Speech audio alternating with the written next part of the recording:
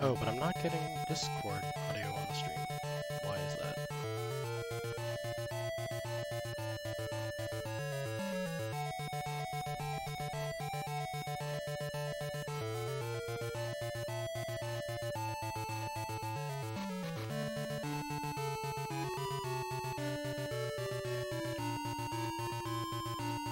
Oh, I know why. I'm trying to enter my names, I guess. Oh, I guess we should do that.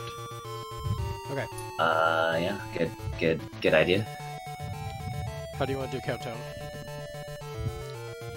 Well-known troll DJ Tifa Heart trying to call in out as a cheater, but timing starts at the end of confirming the fourth name, so nice try.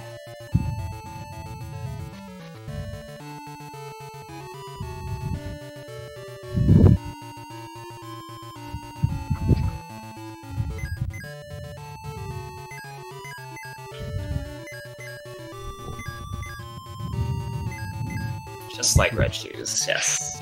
Hopefully I don't get bumped, though. Alright, we good to go now? I am good. Alright, I assume Zell's ready to go.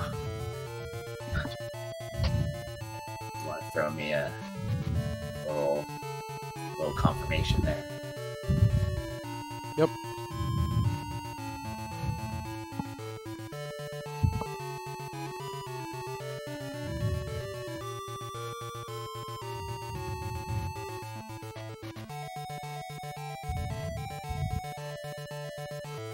Cool, so we'll start the time on go.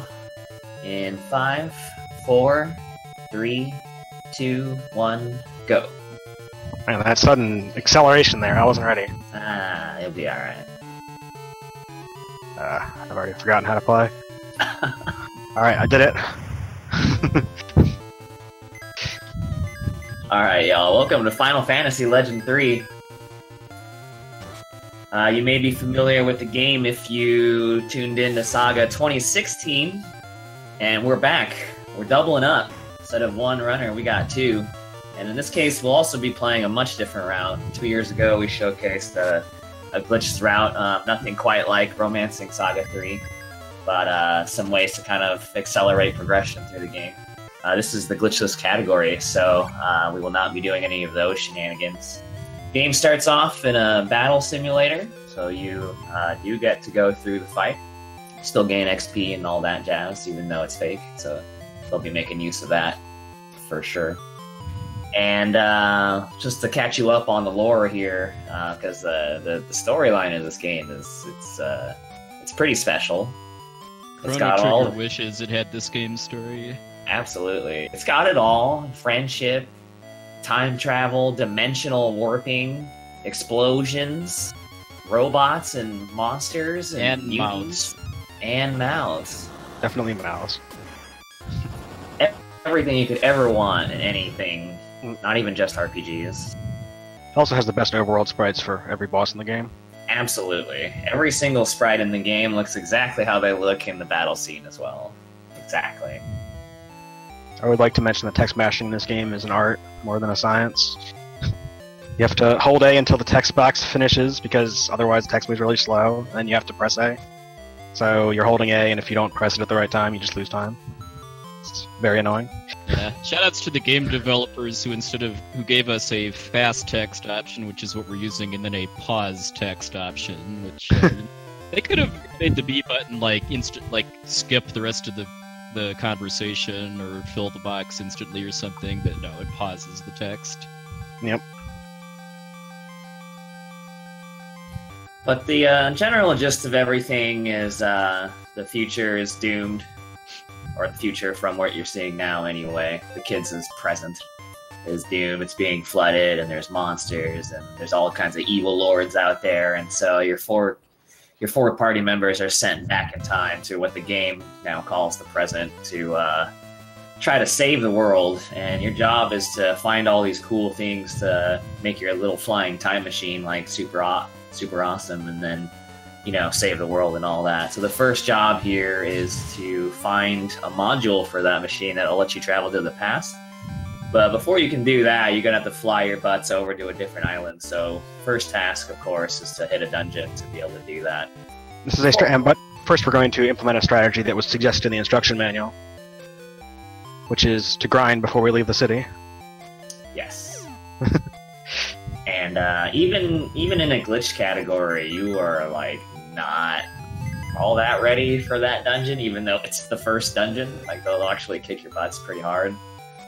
So they will be preparing by leveling up before they head out anywhere, and they can freely do that with the battle simulator that you saw in the very beginning. So if you like grinding in your RPG speedruns, well, I'm here to tell you, 3 minutes in, we got your back. We got your back right now. And I got an amazing fight where I had 1 enemy, so I got 3 experience. Nice. That's also something that happens during this grind. Oh, and perpetually behind. Yeah, so even the battle simulator is random. And so, yeah, they don't give you just the same encounter every time, and they're trying to hit the same goal, so if they don't get like these very lucrative encounters, then they'll fall behind.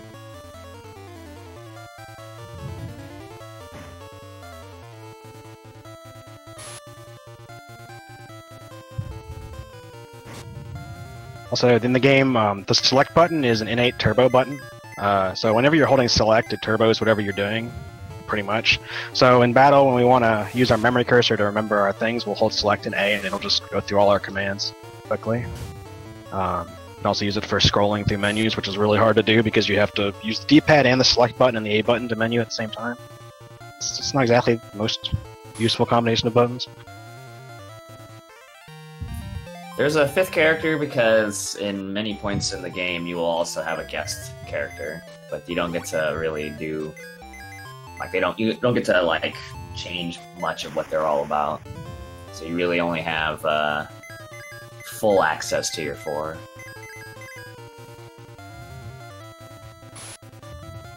You're also seeing a lot of misses sometimes in this part of the game.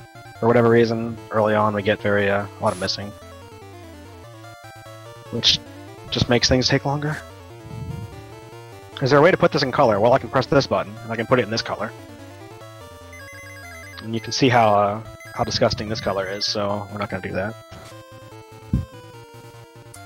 Yeah, so they're both playing on the Super Game Boy 2 on the Super Nintendo console to be able to play and then capture and stream this game. The Super Game Boy 2 does come with all kinds of different color palettes by which to choose from. Some are alright, some are just like Y, really just Y. And then you can also totally customize it as well. It's kind of wonderful. But mostly it's just runner preference at this point in time. This is just like the Steam that they're the ones who have to look at it too and play. So whatever works for them is going to work for me. Donate now for Demon Chocobo palette.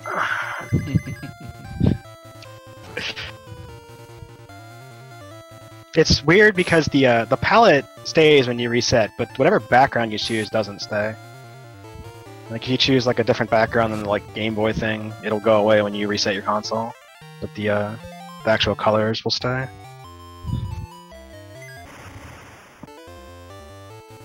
But we would never have to reset our console. What's the goal for this? Like level 4 or 5? 4, yeah. Oh, okay. Should be like 1 more fight, maybe 2 more. And Sharon usually needs 1 more fight. It's kind of a risk-reward thing as far as when you cut off this grinding. Yeah. It's very, especially in the first half of the run, it's actually very, very easy to get trolled by just not getting enough encounters along the way to level up.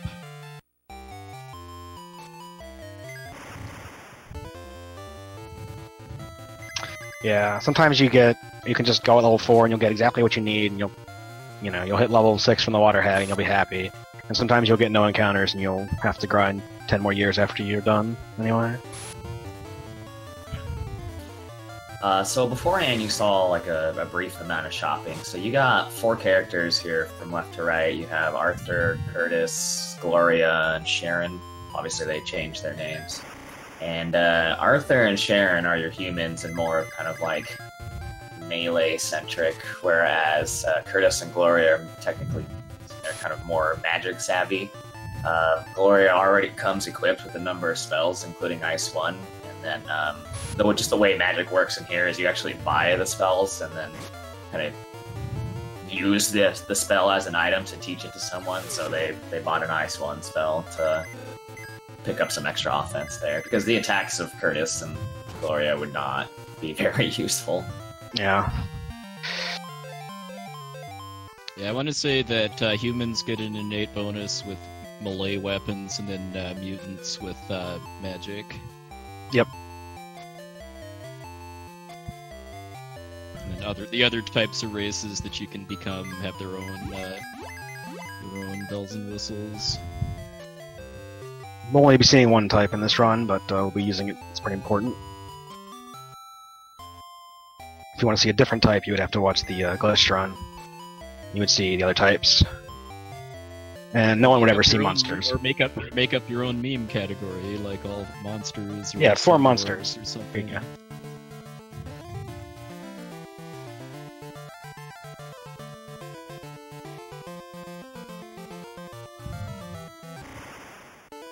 We're going up this tower to get float and pick up a couple random items in here. We're just fighting everything we see because we still need to we need to level 6 before the first boss. That's going to set up the meat route for the whole game, pretty much. And also, just levels in general increase your damage pretty well at this point in the game. They also are important for MP at this point, especially. Your mutants need the MP to do stuff.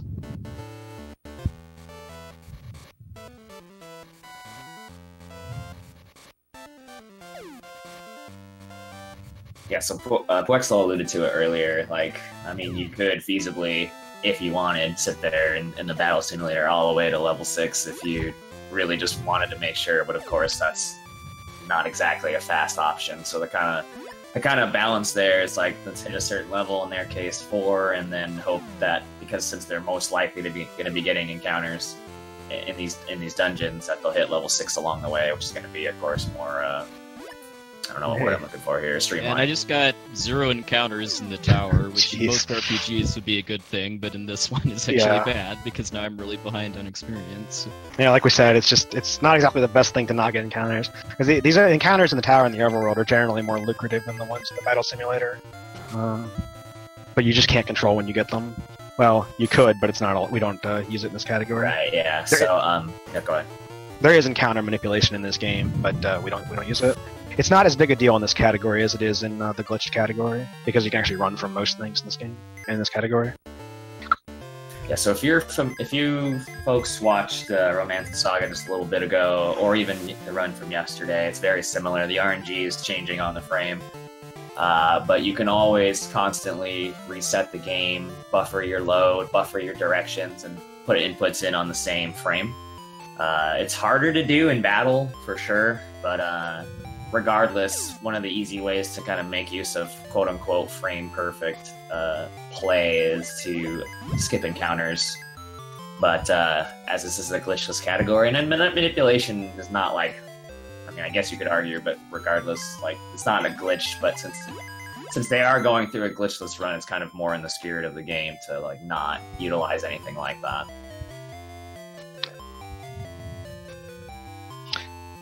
There are a lot of places in the game we want to get encounters anyway, because we want to fight stuff, so we just kind of hope we get what we need. Yeah, and I mean, in other cases, like the glitched run manipulates one very specific encounter for the glitch, and so maybe you could work that kind of stuff in, you know, like high yield encounters that come quick or whatever. But I mean, yeah, like I said, it just doesn't get used in the route. Here I'm buying 4 PSI daggers, which are going to be super important for the entire run, because these daggers actually increase your agility. And so we're going to be using them all the time to control our speed. Also buying plumes, which block some status effect that I can't remember. Sleep. Yeah, equipment buying can really be broken down pretty much every time into kind of 3 basic ideas. 1, if they up your agility, then that's something that you want. 2, they give you some sort of immunity, whether that's sleep or poison or making you resistant to lightning or whatever. And then 3 is on occasion buying like a damage item, such as like tear gas and things like that.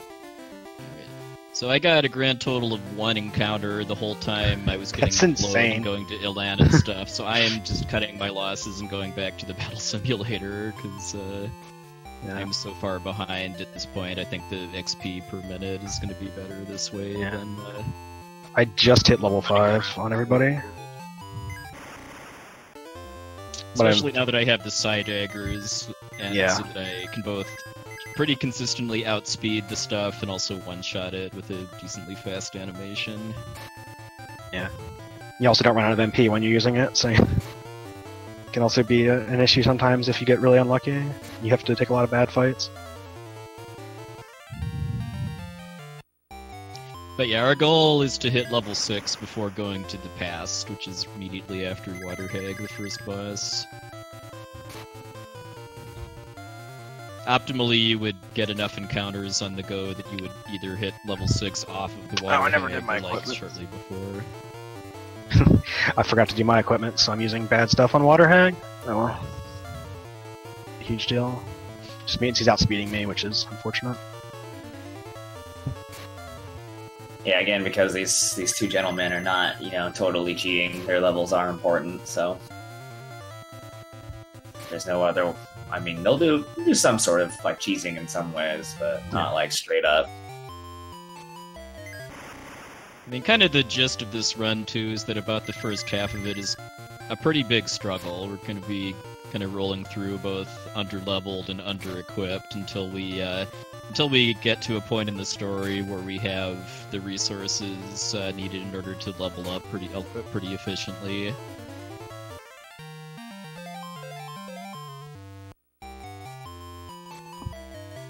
Alright, I'm going to the battle simulator too. Because I didn't hit 6 yet. Puwexil, you just hit 5 a little bit ago. Yeah. Because that's how you know you didn't get encounters if you aren't even level 5 yet, when you get to Water Hag. I think I got 1 encounter immediately outside the tower, and then that was it.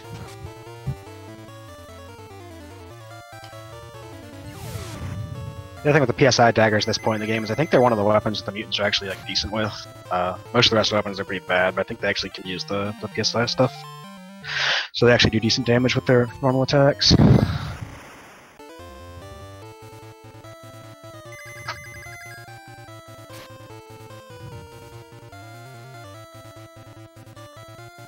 These are the... Just, getting our levels.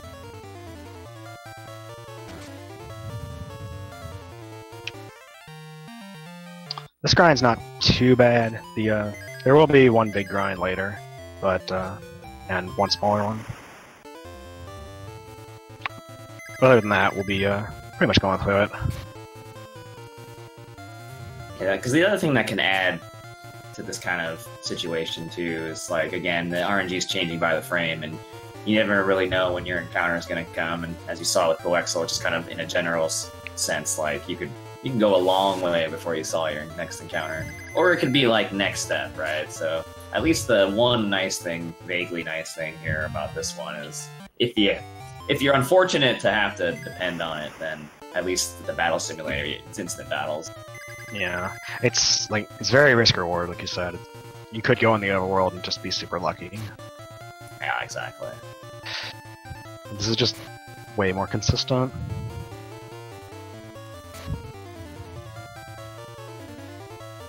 Yeah, nice crit for 0 damage.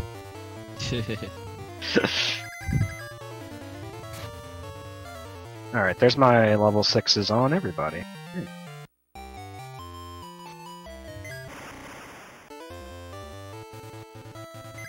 So I am ready to get out of here, and now it's time to go to the past. Puwexil's probably like a few battles behind there. Yeah. No big deal. Chaos will make up for everything, I'm not worried. I think I'm gonna check out after this one and then hope to get an encounter on the way to the past. Yeah, that's the other thing you can do. Last ditch, too, is to farm an encounter in the past before going into Lay. Yeah, it's important that we hit 6 before we go to the town because we have to use the inn, and we want full MP for Dogra. If we don't have full MP, it can be pretty ugly. That's...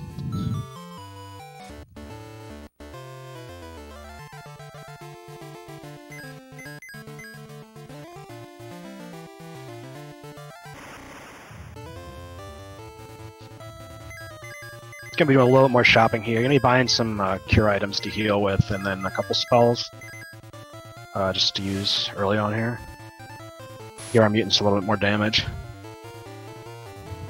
Nice crit. Yeah, in some ways, Curse Explosion, this is kind of one of the more approachable SaGa games. It does definitely build in some of those typical RPG elements that SaGa games tend to very much lack.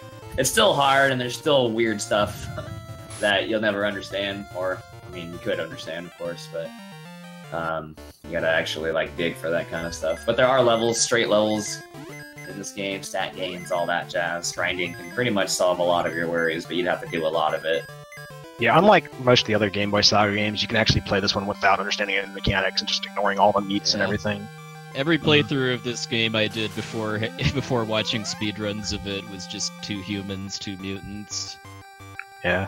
I think the only one I ever figured out on my own was robots because they sold the pills in the shops, and I was just like, oh, I can buy these. And I would buy a bunch of them, make like one robot, and buff him up. But other than that, I never used any of the things.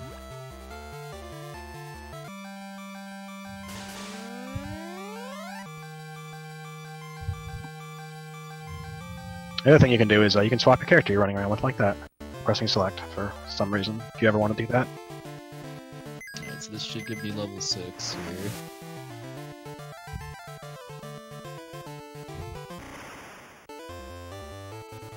And so the first little chore here is to head to Dogra's cave. You want to take him out, and also importantly, rescue Lara. And yeah, you know. Most importantly, get a fire meat for Sharon. Well, that's a little bit later.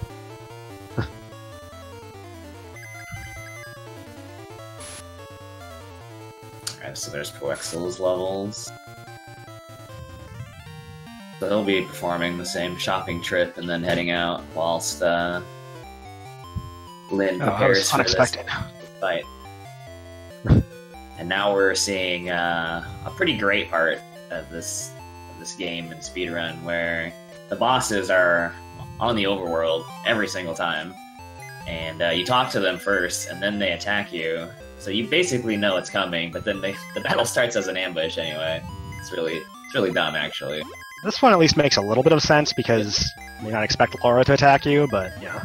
I mean, getting ambushed in this game is based on your level relative to the enemies, and since we're fairly underleveled, it's gonna, at least in the early parts of the game, getting ambushed is pretty likely. So these were always SaGa games. They got rebranded when they were released in America because Final Fantasy was our jam back then. So they changed the name and for that, so that they would sell better. But these were always SaGa games from the get-go. So the thing about this game is you can teach magic to people and you can take it off later, which is interesting. So I messed up, but at least I can fix it because I can just take the magic off and put it to somebody else. That's hilarious. I didn't even actually know you could do that because I mean it never comes up, but for me anyway. Yeah. Because for the glitch route, you send all your spells to the same person. So. And you also have infinite magic, so it doesn't matter. Yeah. Infinite money. Yeah, taking off spells you don't need any more than selling them is a way to get a little extra cash in the route. Especially Cure, which costs a bunch, gives you a lot of money. Alright, so this is the first boss. Bosses in this game have absurdly high amounts of health. So we're going to be fighting him for a long time and hope he doesn't kill us. Yeah, it's rough. Like, they are huge HP sponges, and right now, and pretty much probably from a lot of it too, it's like things can miss. And so, like, especially right now, like, missing a spell that's doing, 100, 200 damage is super meaningful. The boss can easily kill someone and you definitely don't want that to happen. So You can also one-shot your mutants. I'm just gonna reset that early in the fight. yeah, so what you're seeing for Lin is that exact thing. So he's Yeah, better off. his wind-up attack will one-shot the mutants, which is just bad. It's not like run over if they don't survive, but it's really helpful if they do. And that early in the fight, my second mutant will probably run out of MP before the boss dies. And you have no way to revive at this point in the run. We can't buy anything that can revive. Even if we could, probably couldn't afford elixirs anyway. Yeah. They're super expensive.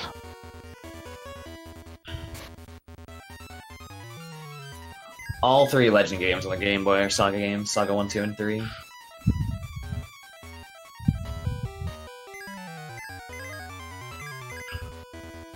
Yeah, so you can see this guy has 3,000 health, and we're doing maybe 400 damage a turn, give or take, depending on how much misses.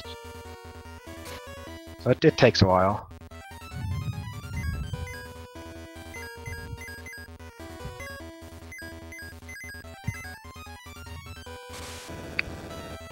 What was I gonna say? Yeah, so you think 3,000 doesn't sound like a lot? Don't worry about it, because the game's got you covered as we go along.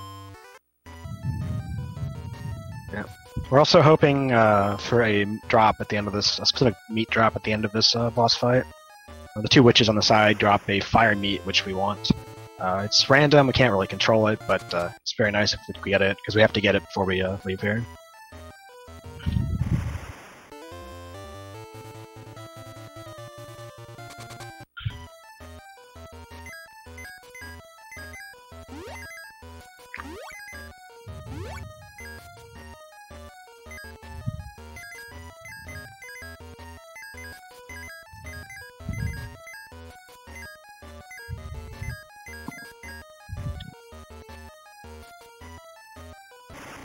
So, no ambush. Let's see how the start goes here for puwexil.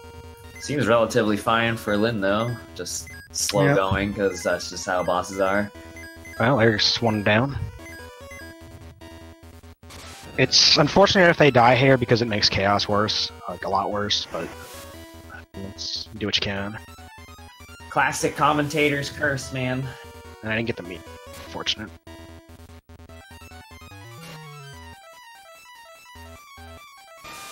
One Yes, nice he- thing about Dogra, though, is that he's slow, so he's Yes. always going to go last, and you don't really have to worry about him double turning and killing somebody. Nothing you can do about it. You do need to worry about him critting and killing somebody with nothing you can do about it, though. You pretty much can't have him kill one of the humans at this point in the run, Yeah, if he kills the human, that's a reset. because you need their XP to be synced. It's very important. Nice triple miss there. We are a few seconds ahead of the stream because the stream is capturing it off of our own like personal stream, so there's a bit of Twitch delay. So we're seeing what's happening on our screen like a few seconds ahead. It's not really easy for us to do anything about it unless we just don't talk about it, but, talk about it for a bit. So please bear with us.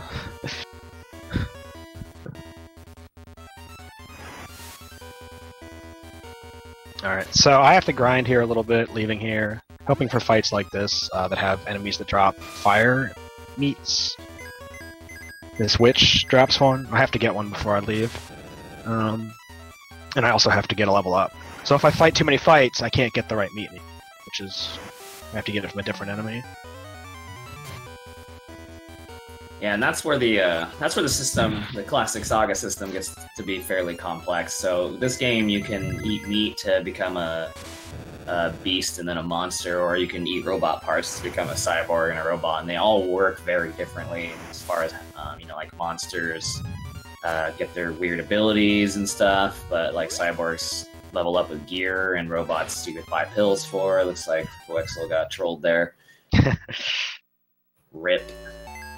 And then the other weird thing about it too is that what you become is based on the elemental affinity of the meat versus the elemental affinity of your characters. So your earth, water, fire, air, whatever. So it's not like he's not literally eating something called fire meat. It's just that the witch's meat is fire aligned. And then that's the element that he needs to eat to become the specific monster that he wants to become.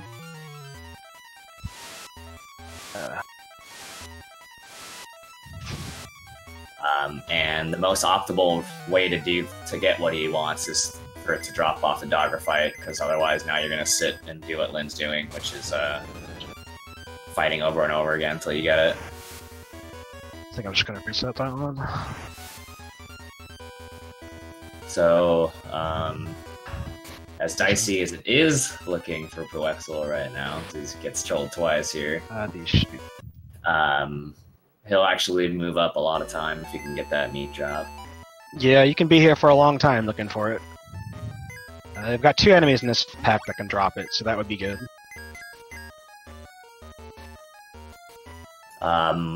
What drops in a fight is also frame-based, based upon the confirmation of the victory text screen. So most times, of course, it's nothing, and then it could be a meat drop from there, or a robot drop, depends on what you're fighting. Obviously, a monster is not going to drop a robot part, and vice versa. And then from there, prioritizes, so more of those frames are filled with, if you are going to drop meat, then it's going to move from left to right as far as what you're likely to see. See what kind I get. The estimate is just over 3 hours at 3:05. And we're looking pretty good for definitely hitting 3:05 right now. So far, gonna work. It's a struggle. Both guys are in different spots right now, but it's a struggle. As I already mentioned, the beginning is beginning is rough. Once they build up to a setup, it gets to be really fairly consistent. Shouldn't say really consistent. And it gets to be even much more consistent than even the glitched run. But it takes some doing to get there. Yeah, the glitch, it's pretty much the exact opposite of the glitched run. The glitched run, aside from getting your meats in the first 5 minutes, is very consistent for the first half, and later is really rough. But in this, the first half is really rough, and then the end is pretty free. Dude, this is some epic Dogger fighting right here for puwexil. Dude, having it does rough. not like Arthur today. That's the 3rd time he's killed Nice. him. This time with a crit. That's unfortunate, yeah. The second one, I think, was technically my fault. I just realized Arthur was down about 20 HP going That's not in. the right one, is it? No, it's not right. Okay. Didn't think it was right, but I tried anyway. So I got a meat drop, but it was not the right element, so you saw I gave it to Sharon, and it didn't do what I wanted it to do, so I reset again.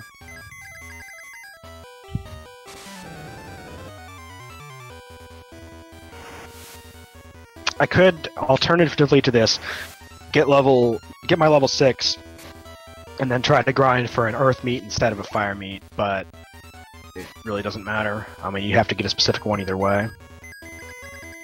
And kind of just stuck waiting.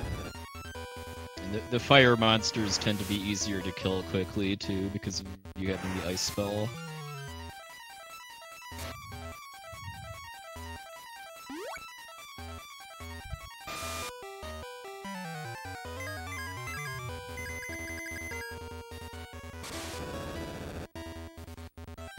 Cyborgs were useful in one of the old glitch tryouts. They would make the 2 characters they weren't using primarily as cyborgs for healing purposes, but they're not used in anything now.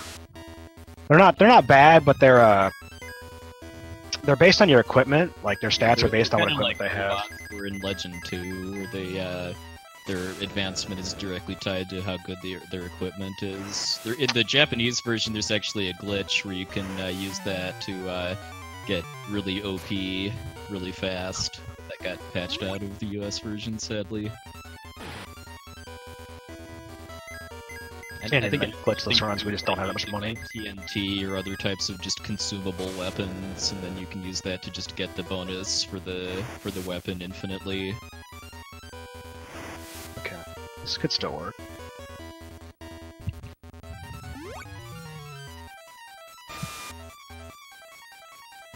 So I'm gonna level up after this fight, but these landworms are Earth, so if these landworms drop on me, I'll be okay. If not, probably going back to the reset.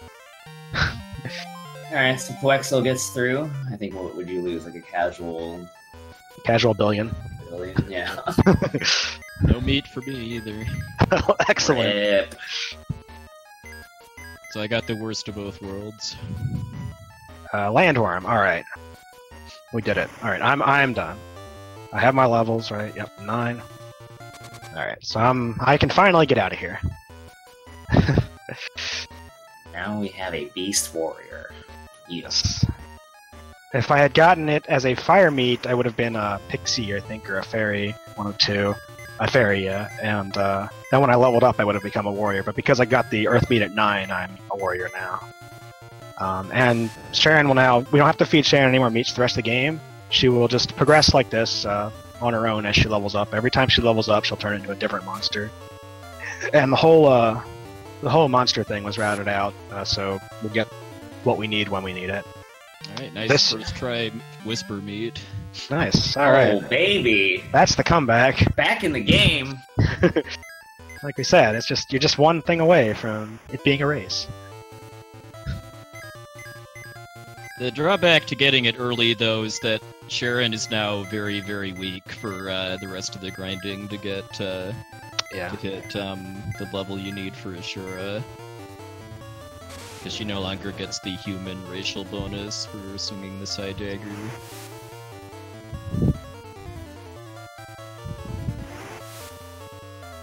But I'll take that over having to sit and farm for the. Yep, it's definitely you definitely rather have it. Yeah, I was about to say this is still better than an alternative. Yeah. To answer that question in chat, I guess it at first kind of depends on what useful means, but cyborgs were originally used in the glitch route for a while. They're in some ways easy to power up because it's based on gear, so while they were kind of whack in the beginning of a glitched run, they got to be pretty powerful, and they're also huge magic batteries, like tons of MP, so they were your heal batteries back in the day. They could just cast AoE heals all day, all night, but they are super routed out of that at this point in time.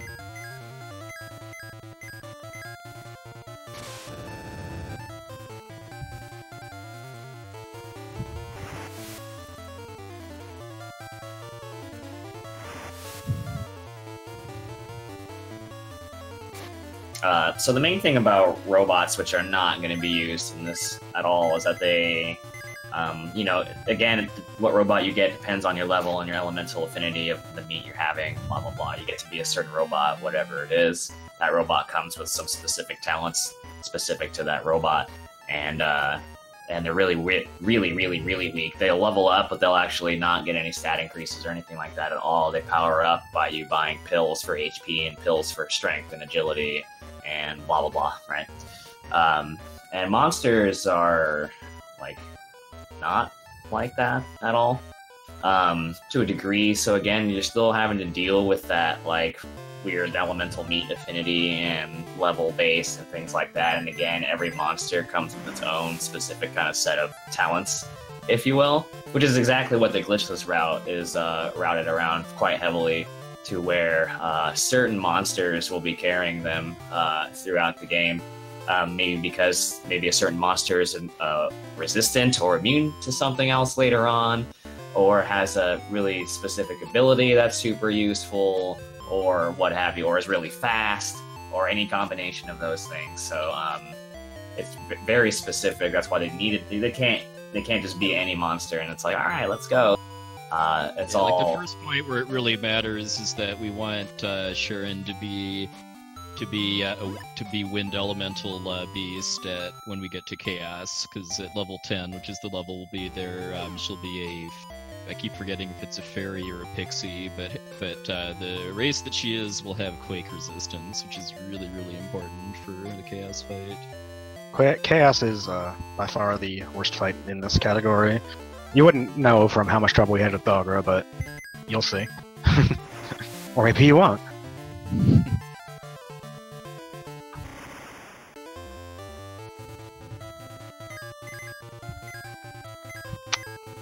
Just went underwater, bought a couple new spells, just slightly upgraded damage spells for the mutants and a cure spell for everybody. But also, more importantly, we finally have access to elixirs, which are a combination of elixirs like in any Final Fantasy game, and they also revive your characters. So they're very important. The only way to revive for us right now. So we're very limited on revives, but we have 2. So we'll use them if we need them. Elixirs are all important. They do so much. Yeah, full HP, MP recovery, and then status recovery up to and including death. And there's money issues right now, but even when there aren't money issues, there's still elixir issues if you're unlucky enough, because you can only hold a stack of 9, and you can't get another stack of 9. You can just only have stack of 9. So they gotta. I mean, it takes some extreme bad luck, but the 9 inventory limit for tear gas later on, but can't do it for elixirs. yeah. Because you can definitely, with tear gas or other damage-based items, you can equip them. So you can buy 9, equip 4, or whatever, whatever, and then if you did equip 4, you could then buy 4 more and then have more than 9. But with consumables, that's not gonna, like normal consumables, that's not gonna happen. So at this point, you're seeing me save a lot, because this tower in the game, there's a lot of fights that you can either just ambush you, or you can't run from, because your characters suck. So we're trying to avoid that as much as possible. These mushrooms especially are really fast for some reason. So we're going to be resetting our way through this a little bit. So very politely named save scumming will be used for a while. It'll take however many steps they're comfortable with before saving and then continuing. And if they happen to get into encounter, then they'll just reset. I'm getting owned, so I'm just taking 5 steps and then saving. It's pretty great. Yeah, it's just one of those things. When you get owned, that's what you do. And then when you're not getting owned, you feel confident. Like, I can probably reach the next room. Stuff like that. But yeah, just to show what an amazing speed game this category is too. In my practice before this, I got all the way to both Ashura and Chaos without any encounters. No, nice. That's why you're getting owned right now, dude. Yep. Wasted. Used it all up. But then I lost probably the better part of 10 minutes on the Evil Eye battle. Yeah, that's a good one. We'll see that.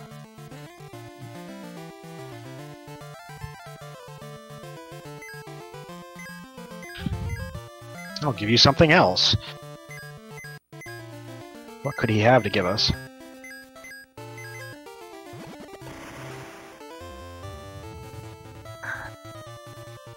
So hopefully we don't miss, and we can take out both these side enemies in the first turn before they kill us. And then, other than that, Ashura only has single target attacks, so we're going to be making use of the guard ability very extensively.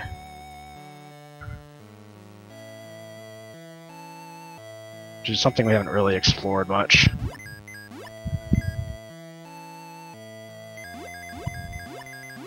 But the guard ability pretty much lets you take attacks for somebody else, as you might expect. But also, it doesn't matter if your character goes first or last; they'll just always be guarding. So we can prevent people from dying. You're kind of effectively giving up your turn in order to make another character invincible for that turn, even to AOE stuff.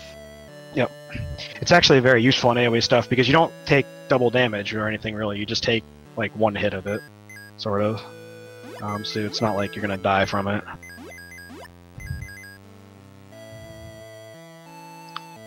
It's pretty important that we do it this way. If we wanted to be risky, we would occasionally try to get in some extra hits, but Ashura is always going to be faster than us. So if we risk it and he attacks somebody twice, they die. That means then you have to burn an elixir to revive them, and you have one less for Chaos. Chaos is definitely the worst of the fights.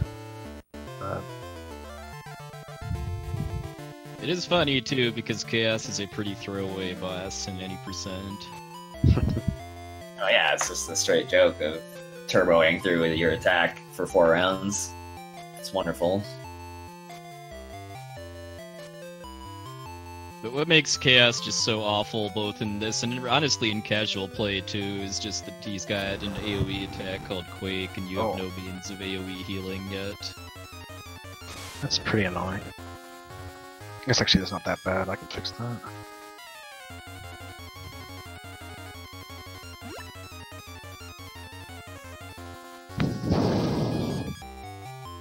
The cure spells in this game are kind of weird.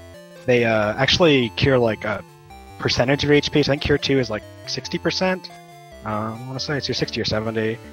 So the fact that like one of my mutants died on Dogger and they're lower HP actually means it's harder to heal them too. Because they just have lower HP in general. So like they'll all be taking essentially the same damage because they have the same gear, but you heal them for less, which is kind of come up as a problem.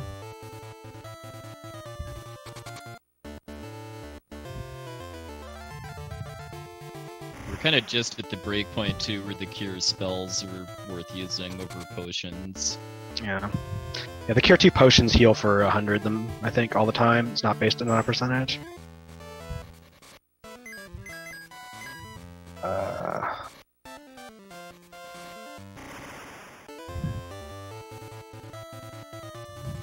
Yeah. Alright, so one of my mutants ran out of MP, so I think he should die pretty soon. Hopefully. That's a problem again with with her having died in the previous fight, is she now low on MP.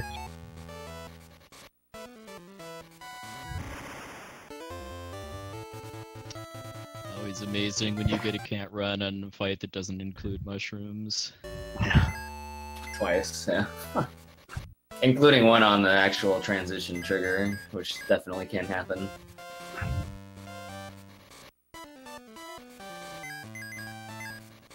Alright, that was a Shura. And now I'm a Pixie. So now we're a little bit more capable of running away from things because we're a level higher and Pixies are pretty fast, but still sometimes can't. Like that fight, I think you often can't run from normally, but now I can. I think the mushrooms will still usually not be able to run from. Gonna grab a couple chests on the way down here. There's an extra TNT and something up here. B-Jack, yeah. It's a weapon that we'll be using on Chaos, do a little bit more damage.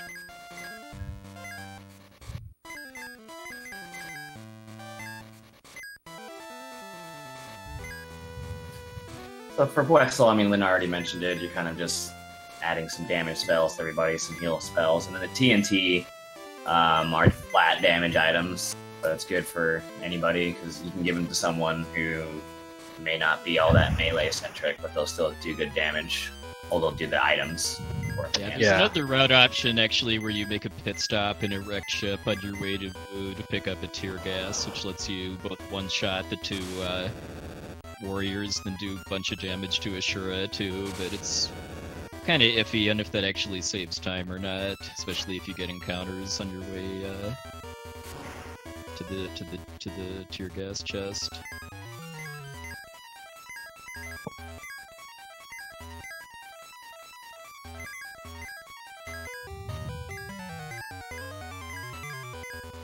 Alright. Chaos's castle has a bunch of conveyor belts for some reason. And also there's enemies on the conveyor belts for some reason. I don't know what they're doing here, but there's also a hidden door here with one more elixir, which we're going to be grabbing. Just now I have 3. Which I have to get through Chaos with those 3.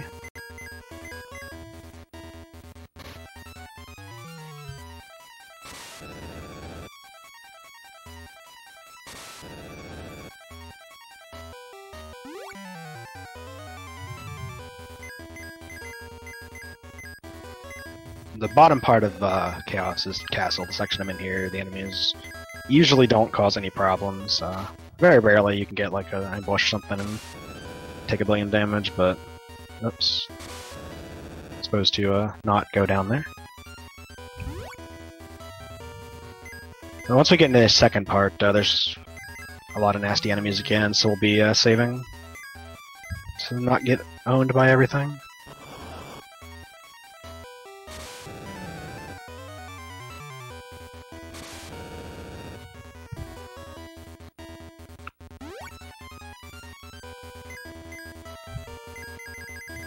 Like that.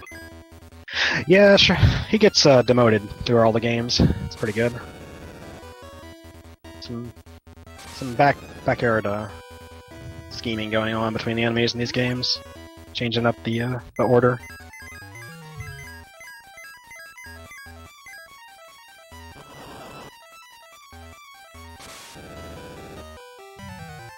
Let's see, how am I gonna...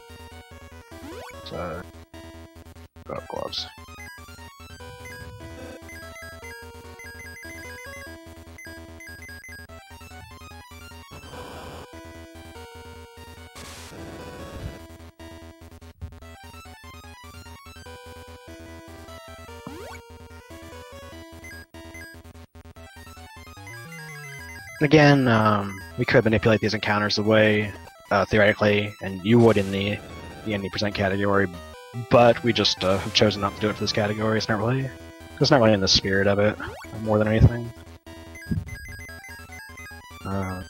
Just kind of take what we get. It's not in the spirit of SaGa games to manipulate out the RNG, you know? You gotta get owned all the time. Yeah, what's wrong with Darko, right? Right? Exactly. Can't believe that guy. Nice gold Ashura split. It's alright, he's still got owned by NPCs walking around, so he's honorary. That's true. You're right.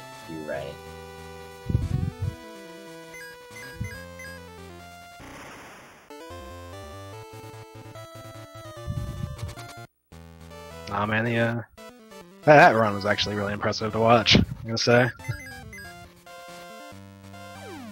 If you haven't seen it, you should definitely watch every other run in this marathon. They were all amazing. Absolutely.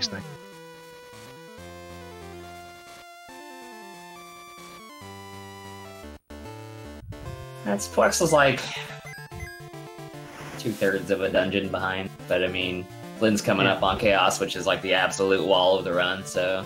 I could just die on the last turn in Chaos and that'd be it. We'd be back to tied again.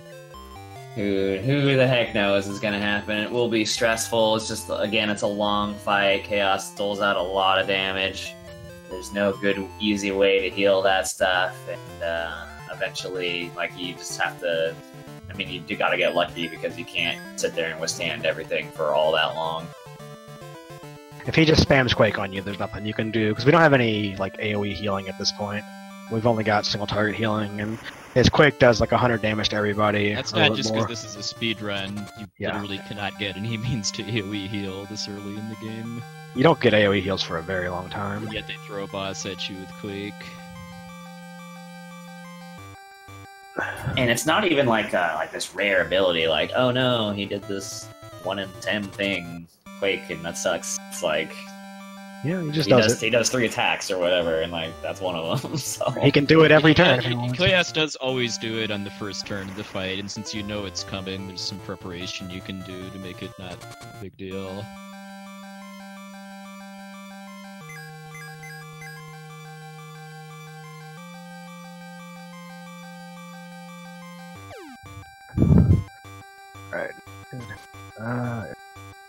Alright, let's give this a shot.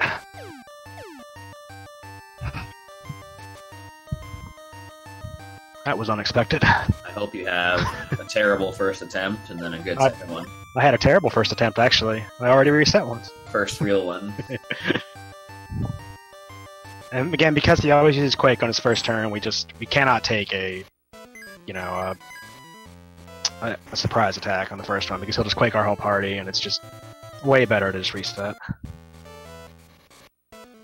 Because we know Quake is coming this turn, we prepare for it very well, and we are full and good to go on the second turn. I should buy.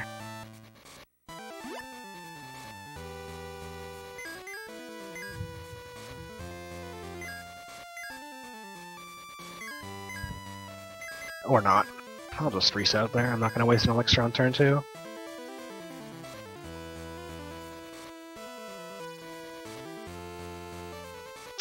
Because Gloria's low level, she's pretty likely to die at some point. But minor edge I'm gonna have when I get there too is that I didn't lose anybody to Dogra. Yeah. But it would be better if she does in the second turn like that. I need her at least to get some attacks off.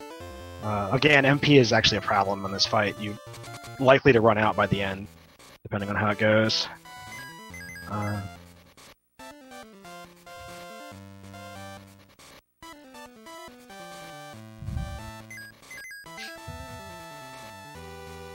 It's fine.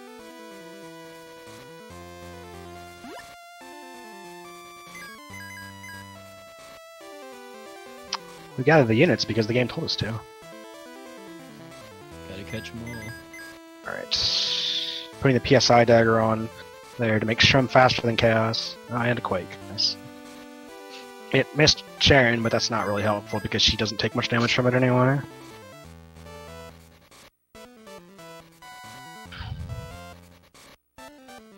rarely seen miss. You. From an enemy, anyway. Yeah, it's not too rare coming from you. It will become more rare later on in the game. Let's see. She got crit for 412 damage when she had 30 health. Alright, let's do that. Use my last TNT, I guess, because everybody else is full.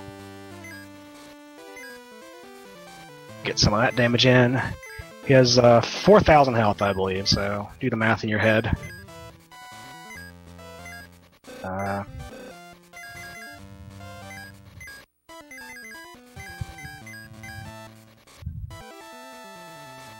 Chaos is defending.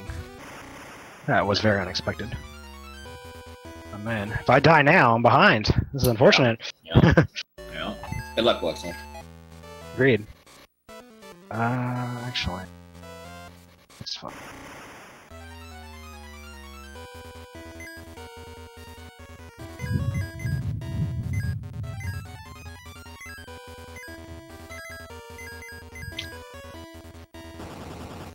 So you'll be seeing a lot of the...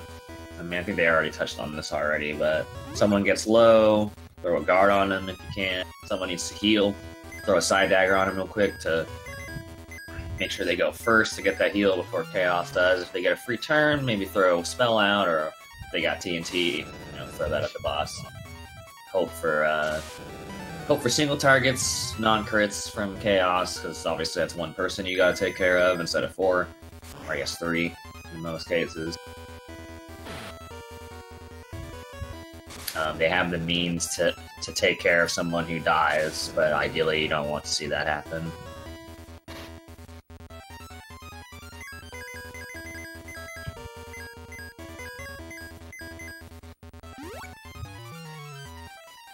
Well, he missed, but so did I. A lot, too. Let's do that. Ooh, you went first. Good thing you didn't do something that was actually dangerous when you went first. That would have been really bad if you used Quake like first there. I'm just gonna...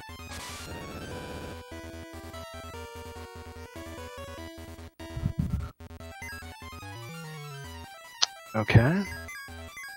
Wonder how close he is to dead. Oh, nice. That's really good. I have one of my mutants already stoned, and the Chaos is dead. What a god. That's actually amazing. And I remembered to save after the fight, so I didn't get owned by that encounter.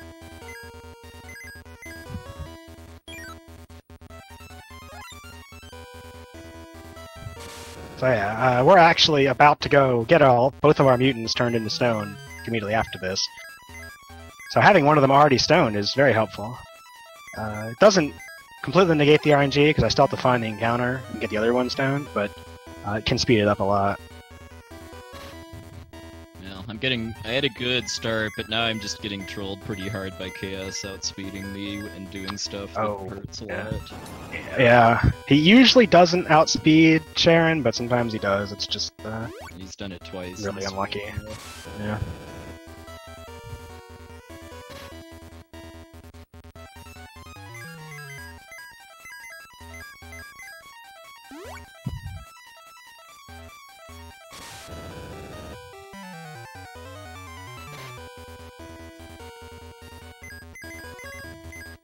This is why this game was a perfect race submission for this marathon, is because someone's going to get owned and someone isn't. It's going to be a very good race.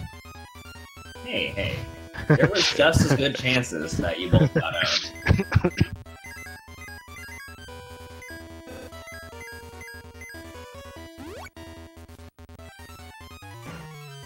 Realistically, I would say the Evil Eye battle is my last chance to catch up. Yeah, after that, there's not much RNG. I mean, there's still some, but it's not like disastrous RNG.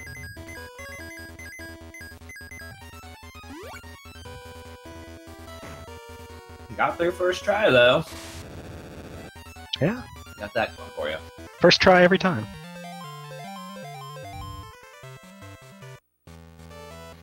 Just need the god luck now. So as you can see, again, he's about half this dungeon behind then, because I'm just about to walk out the bottom half of this dungeon,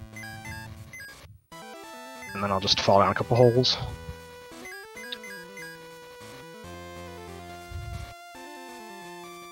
And now we're free to go to the future, and we're free to grind, which will be coming up soon as well.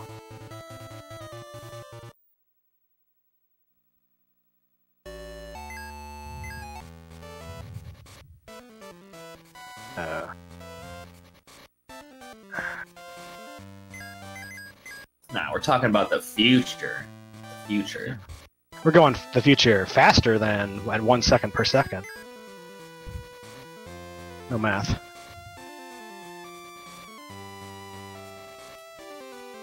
Exactly. Alright, I went to the past. That's unfortunate. It's Glitchless time to shine, dude. Let's go. DLC content.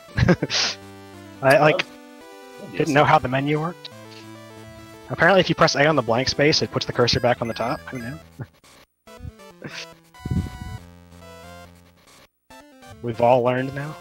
I think the first run of today showed us DLC content is strong.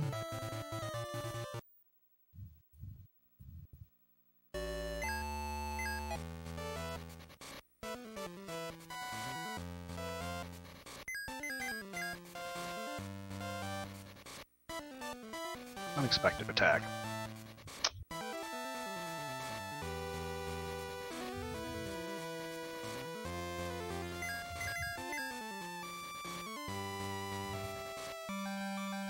Can't run. This is the comeback. Yes, catch up.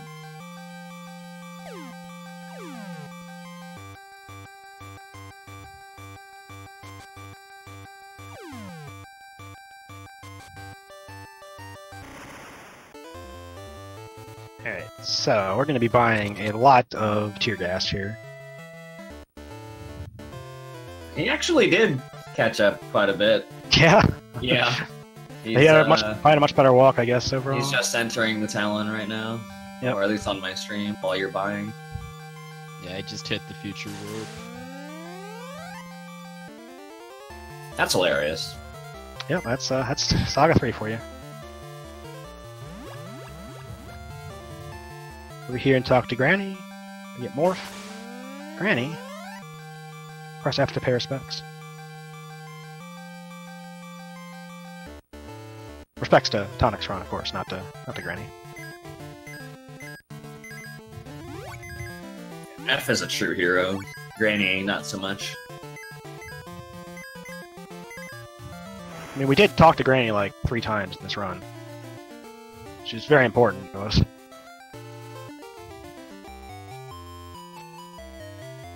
So the tear gas we bought is a very, very powerful weapon that hits all enemies. It's like all the other attack items in the game, it's fixed damage. So it'll pretty much kill everything for this entire section of the game in one hit.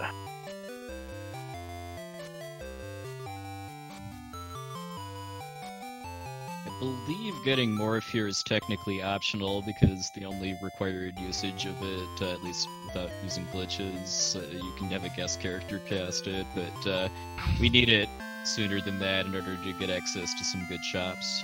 Yep.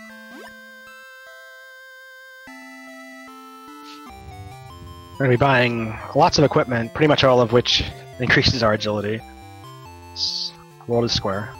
Remember that, kids. That's the password.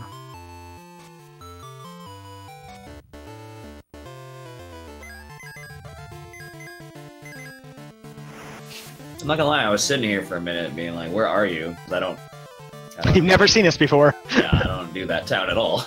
Yes, in the glitch categories, there's a way you can manipulate an NPC in this town here to skip the password. This girl here, well, you can get her to go in front of you here, and you can jump over this guy. But we just go get the password because we're not dirty cheaters. And we can buy the stone spell on the way too. Yeah, stone spell is pretty useful. Because there is really not a whole lot of regular monsters in this game that are immune to stone. Yeah, and it just one-shots them. It's pretty great.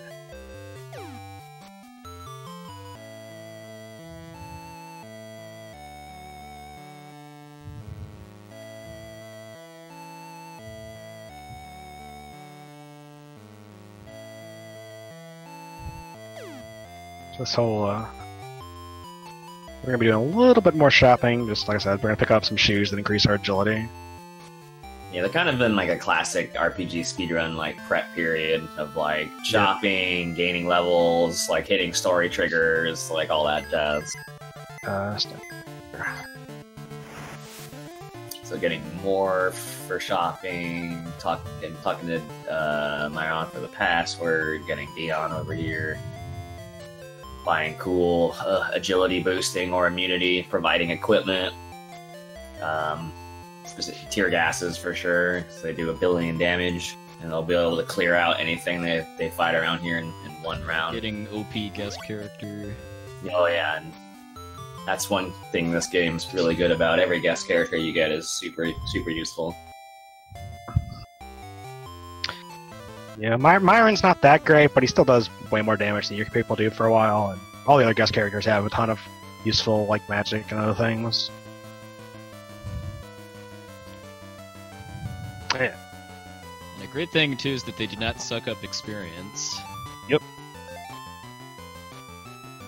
It's another relevant thing is, that's why we're going to be getting our mutants all petrified here, is because they won't, not only will they not take any actions in fights, but they also won't use experience, or suck up experience at all.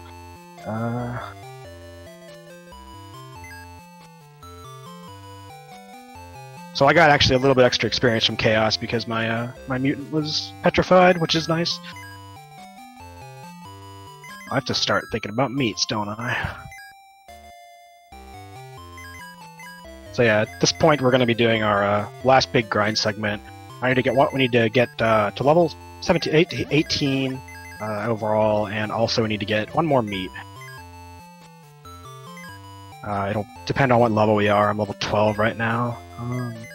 So if I got a meat right now, I would need a wind meat. Odd levels, I would need a unexpected attack. Definitely need that.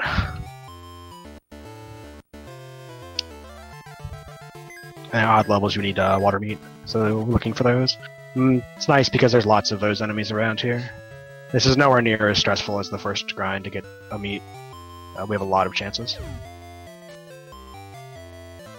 First, we're going to this specific ship here. There's one more tear gas in this chest, and we're also looking for a specific encounter. And do something before I get the encounter.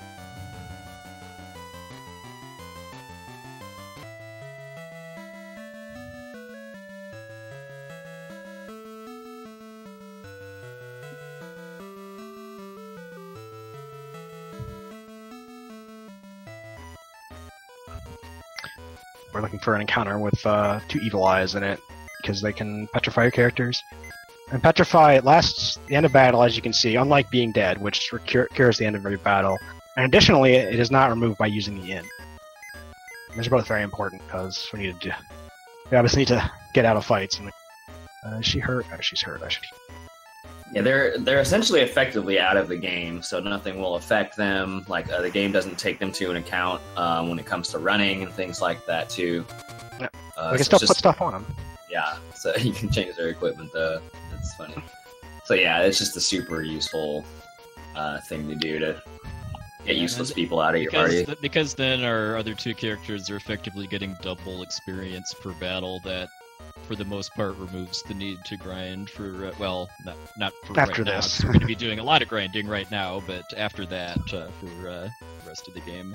So we're both looking for the same encounter, and pretty much whoever gets it first has a pretty big advantage. I only have to get one character petrified, which could save some time, but getting the encounter is really the one of the biggest parts. Again, this is something we could use encounter manipulation for, but we're not doing it. So we're going to be here for a little bit. Potentially. This took me almost 10 minutes in practice to finding the encounter, and then not necessarily getting the stone gaze, getting stone gaze to not miss.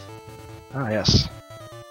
And I believe water hags are just totally unrunnable Yes. because of being a boss earlier, so I'm resetting out of that. Yep, can't run from them. They're not too common here, but we do see them sometimes. I'm enjoying that, at least for now. You 2 are in the exact same spot. Yep, and we're sitting here walking in circles. Nope, that's not it. And we both just got the same encounter. Same wrong encounter. Oh, baby. FF6 Kefka in our finals right here. Exactly.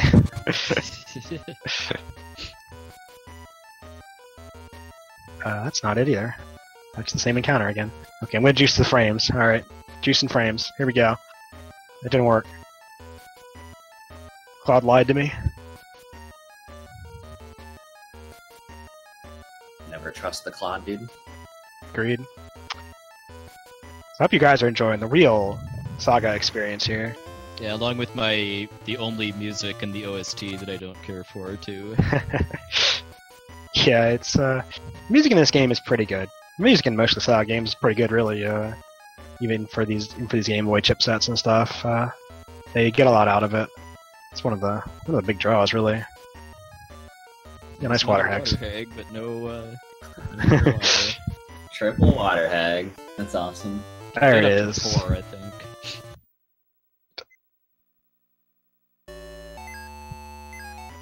Uh-oh. Yep. Wrong guy found the fight. Unlucky. It's okay, I'm missing spells. And now my girl is confused, which is annoying. Because now I can't have her guard, so she doesn't get 2 chances to get stone, she only gets 1.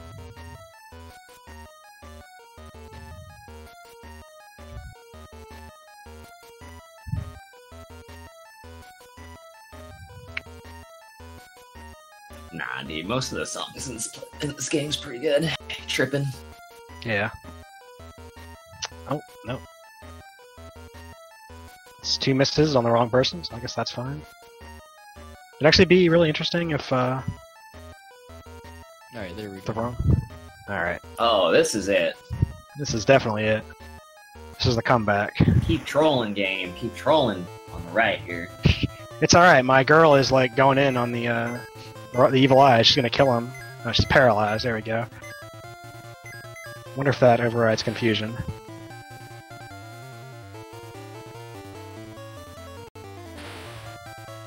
Nope, sure doesn't. I guess I should have left her confused. She's gonna kill these evil eyes. Okay, that I'm not. I don't want that. Oh God, can you not hear it? I guess I could use an elixir. I mean, you don't I'm not want to sure. find another encounter though. Yeah, well, she's free now, so I guess we'll Yeah. hope for the best. Wexel has 1 stone already. This is it, dude. This is definitely the comeback. This is the comeback you were all waiting for. 'Cause I've only got 1 evil eye to try to do stuff with now.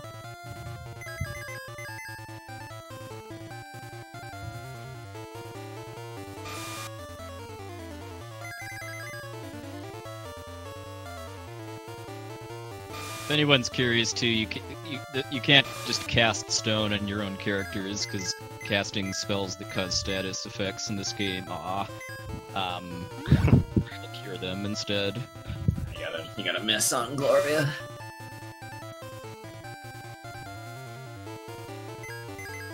The true He's sync just- right now. He's just going in with the D-beams, man. D-Chop is back in action. Just like we Monsters always watched do. Romancing Saga, and they learned a thing or two. As did I. It would have been really helpful if she hadn't killed one of the evil eyes. To be honest with you. Gloria knows what's up. Okay. There. Oh, hey! Oh snap! Now this is a race! Oh my god, dude! Well, Lynn does. I would say Lynn is still in the lead because of getting more XP from Chaos, though. That's right. But I mean, this is like still a pretty major comeback, man. Alright. I've got my meats too, so I'm good to go on that. Well, it's over. Forget about it. That doesn't matter anywhere near as much. It's over. Everybody go home. Ah, man, that makes me happy, though. And now we grind. Yep. For better part of 20 minutes, I would Just say. about. I'm gonna be back then. Y'all handle yourselves. Good luck. You should be back about Maitreya or Good so. luck and or blame ever hate. Exactly. Because, yeah, even though, well, the evil eye fight is I would call the last really big RNG gatekeeper to being able to just continue the run at all. Even this, we're going to be grinding up to level 17 here before going to Floatland, and it's very easy to just get trolled by not getting enough encounters and also not enough monsters in the encounters. Yeah.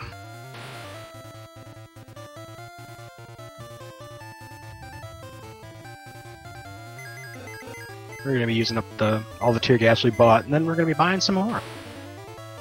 And we're gonna be doing it again.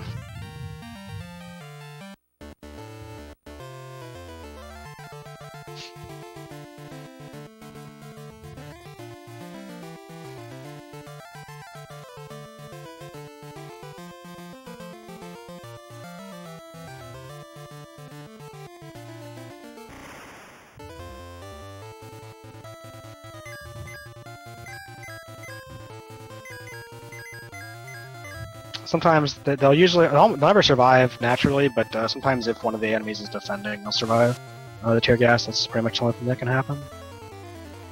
And then you just finish it off with a melee attack. Yep. Generally do not want to queue up 2 tear gases. Yeah, just in case. That is, to save menu inputs, because if one defends, then you'll end up burning a tear gas for nothing, basically. You don't want to do that.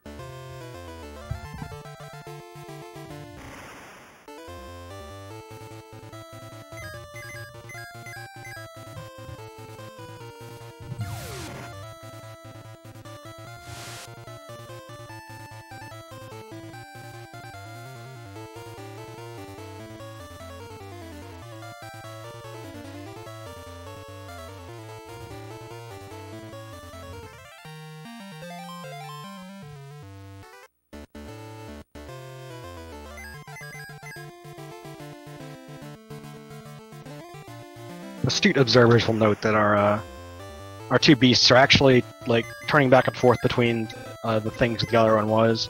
So on opposite, like every level, every even level, I think they'll turn into 2 new things, but then they'll swap on the second one. Just that's how the progression works, and that kind of is important because we want specifically the progressions we have here give us access to one specific one, really, but also just generally some stuff that we want throughout the entire game.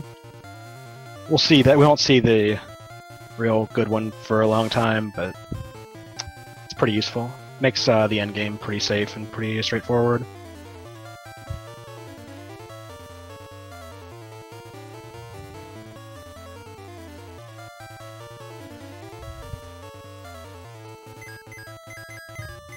No, this game does not have an LP mechanic or anything like that. You just have your HP, and when you die, you die. It doesn't have any permanent death or anything. SaGa 1 has hearts, which I guess are kind of a similar concept.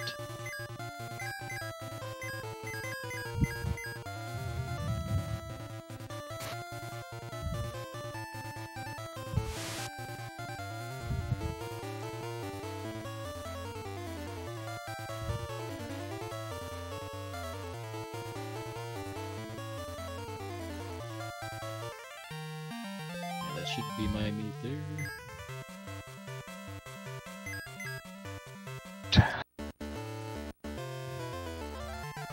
Escape.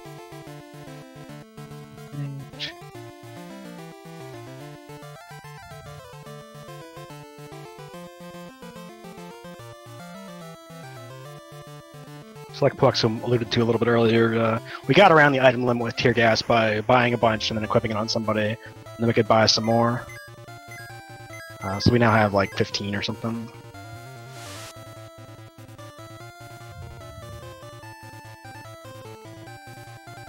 And we're going to be using pretty much all of that.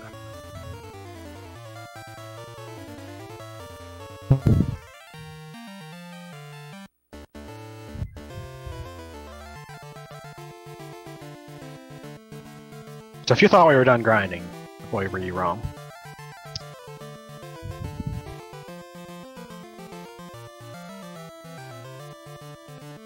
Let's go over here for a nice change of scenery. And get some encounters that still don't have very many enemies in them.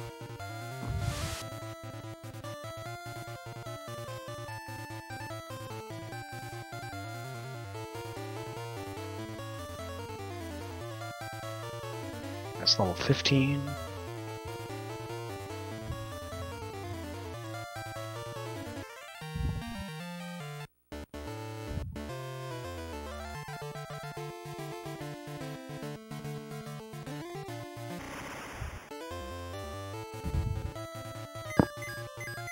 We'll be doing a little bit more shopping in a bit before we leave. We won't be going on. More cash from the grinding. Yeah, that's the other thing we're getting here. In addition to XP, we're getting a lot of money from this, which is very important. Because in the glitched game, you have a glitch that basically gives you infinite money. It's not quite infinite, but it's enough. We don't have that here, so we have to make our own money.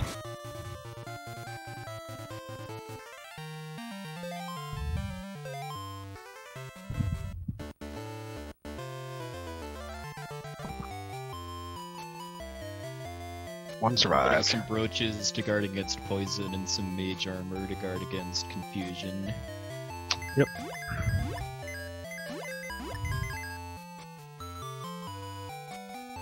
The monsters don't learn skills like by grinding. They just have the skills they have. That's all they'll ever have.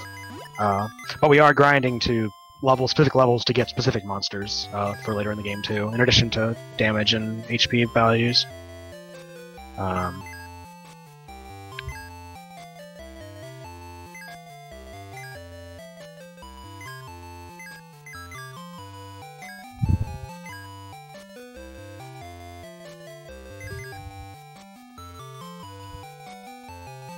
It isn't obvious too, yeah, the tear gas is kind of the main reason that we wait this long to really start power leveling. I mean, we could have, in theory, done some more leveling before chaos to make it easier, but it's just the return on investment just isn't there until you have tear gas, along with the means to get to your character's petrified to double the XP going to the other two.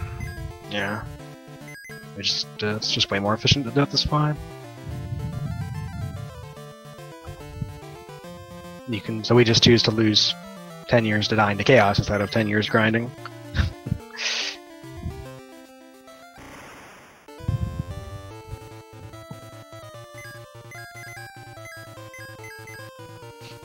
It's actually pretty appropriate that this run is on the 12-hour challenge weekend, because this was your 12-hour challenge 1 or 2 challenges ago.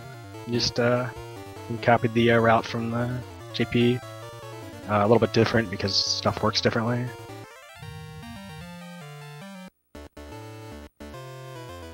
It's not really that different aside from Yeah. menu layouts, at least for Glitchless. For any percent, it's pretty different because of the Yeah. cyborg glitch being a thing. I guess the main difference in this is Blitz works differently, right? Actually, no. Oh, it doesn't? Oh, okay. That all came about because I mistranslated and because Ted Woolsey, who I believe did the translation for this, called an attack Tusk, and the Blitz in the Japanese version is called Thunder Tusk. So, I see. Tusk, and Tusk is just this really weak melee attack, and I thought that meant that there were actually version differences, but it was just bad translation, both by me and by the game. Oops, I have to morph. Unfortunate. Okay, well, I guess we're gonna fight you. How do I fight you? Let's see. So I can't run from this because it's a water hag. Now let's do that. See what that does. 98, nice.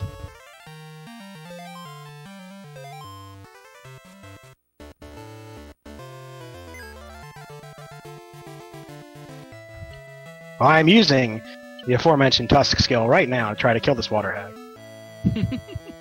It did not work. Dragon, however. Dragon worked. You're a newcomer.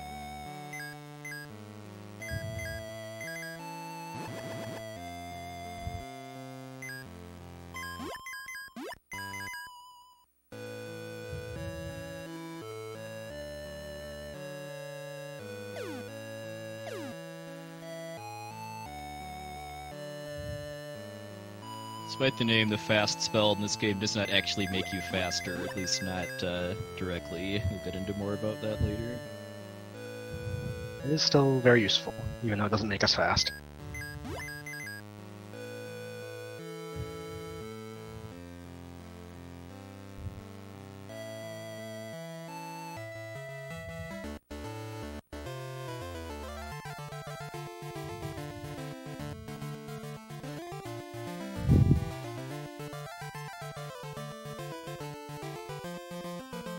We're pretty much back to tied again because we both went to the city at the same time.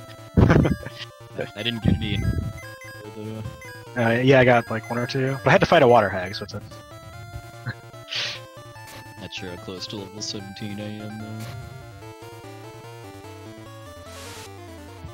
The important thing though is that it's close enough to still be a competitive race after the evil eye. Yep.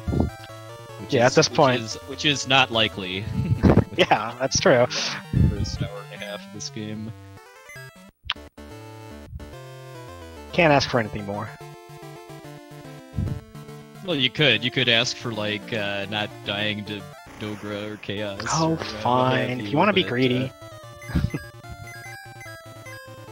It's the little things in life. You take what SaGa gives you. AK fighting over scraps. Ooh, robot parts! Nice. Glad Bick isn't a way to see me throw away robot parts. It's okay. Vic is here in spirit. I've got B and H. I and C are petrified, but that's okay. I can definitely picture him kind of having a reaction to the Barkley game over screen to seeing robot parts.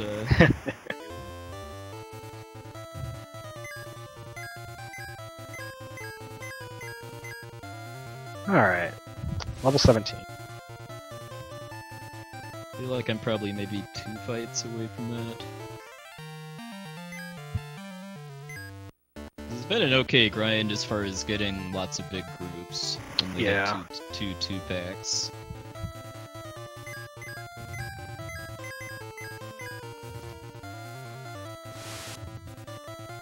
One last little shopping trip here, buy some more stuff.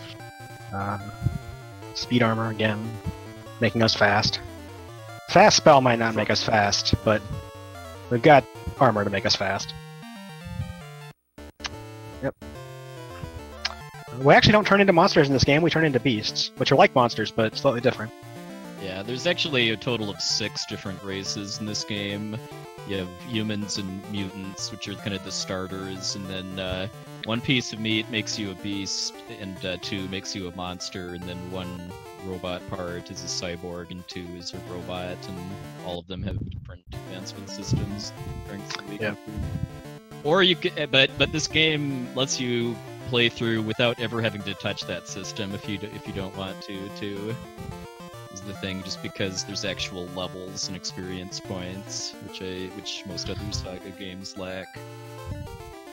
So if you don't want to figure out how meat and robot parts and stuff works, which isn't really explained that well in game, to be honest, you can or at all, for that matter.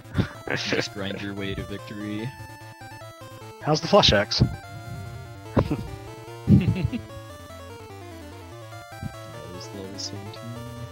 So yeah, you're like 2 fights behind probably, which is pretty good for this far in the game.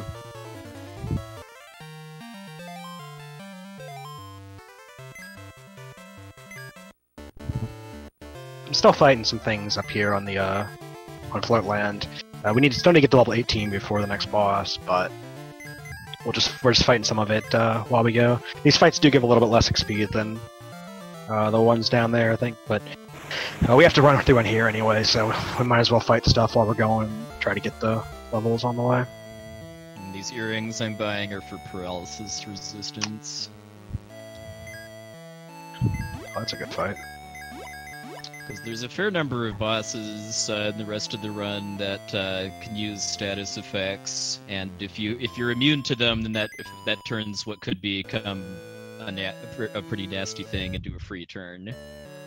And typically they can't use like 6 different status effects, so you just put on your 2 specific equipment or earrings or whatever, and you're fine.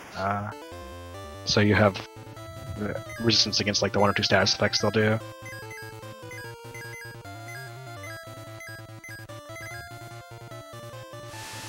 Alright. I am out of tear gas, so I can't fight anything too... I can't fight a lot of stuff now. I have to fight specific things that I can actually use, like stone and quake on. Or not quake, but stone. Obviously, quake doesn't really do enough damage to kill stuff by itself. Picking up an SMG there. Floatland will die to a tear gas plus a quake spell. And then there's most of the stuff is not immune to petrify. So you can use both the stone. All three of our characters at this point have either the stone spell or the stone gaze monster ability. We found somebody's ATM in here. There's a bunch of money in it, so we might need that later. It's also important to not use up all of your tear gas on characters too. The mutants. It's a lot harder. The mutants stay stoned for a significant portion of the rest of the run. They do have one more use, which you'll see in a while.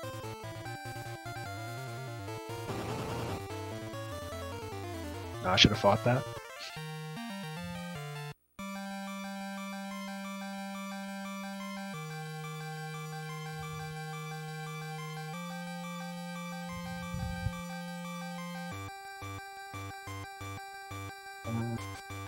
There's a couple of route options for this point too, as far as how much grinding you do before coming to Floatland, and also what kinds of purchases you make too. Because there's a very useful spell called Exit, which basically does what you think it does, exits you out of dungeons, but also actually exits monsters out of battles. And we could have actually bought that earlier and use it here to get out of this dungeon faster, but we chose to skip that to save money, basically, and then find it later, which does mean we have to walk out of this dungeon instead, but since we only grinded to level 17 before using the rocket, the time we have to spend getting out of here just means more chances for XP. It's actually pretty impressive. I got Arthur to level up and not Sharon, so they're at different levels now. So I have to fight one more thing. I haven't seen that at this point in the game. It's because they're only like 15 XP apart or something, usually. I am level 18.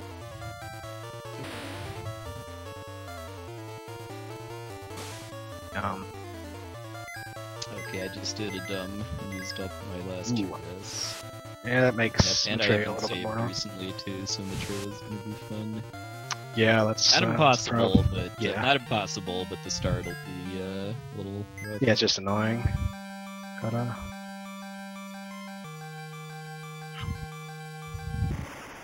Unfortunately, we're about to lose someone, and so we're gonna be down a party member for the next fight. Also, who likes climbing upstairs? There's level 18, so now I can just run from everything else. Yep. Or if you're lucky, you'll get no fights. It'll be fine, right?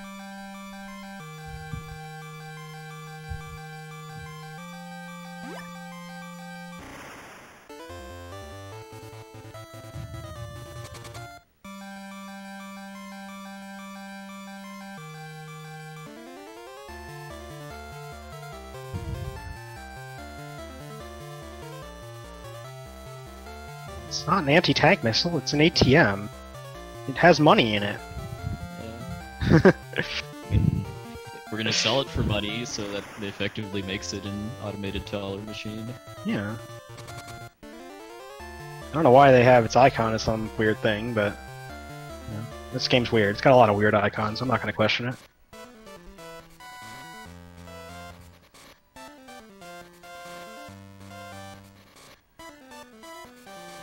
You know, like you talked about, we could have bought the exit spell, but there's one right here that we get for free, so by waiting that little bit and not getting it, we've now got access to it for free. We just couldn't use it for that grind.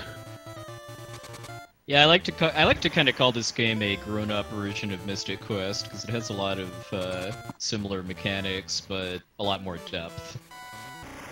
Like having 4 characters instead of 2. The evolution system, which is super complicated. A lot more challenge to the fights. I mean, the humans are useful for the first part of the game. Just at this point, we're better off as beasts. Oh, this also had this and Mystic Quest share something that should be common to all 2D RPGs, which is being able to jump over NPCs. Exactly.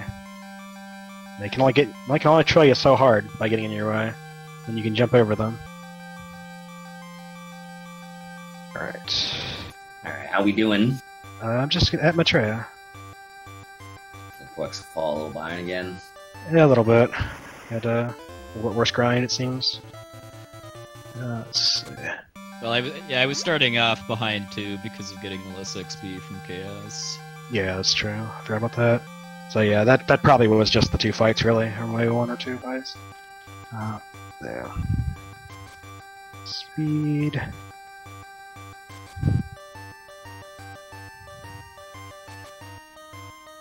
Okay.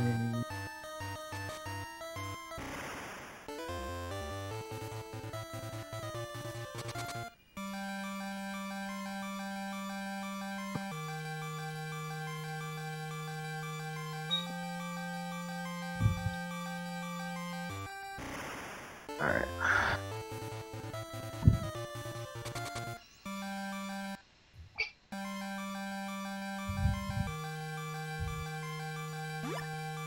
I am going to save a little bit of time on Puwexil and Maitreya because having 2 tier gas, as you can see, you can use them both, and just the Lamias both die. Yeah, and I'm gonna have to exit them.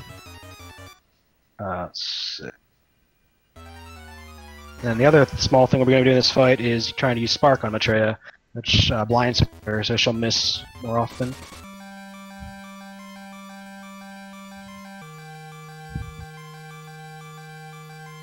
Using fast a little bit here. Hidden door, okay. This is where finally you're using this this fast spell that we just bought. You're not actually seeing what it does, but what it actually does is increases our attack power. So you're doing just a little bit more damage.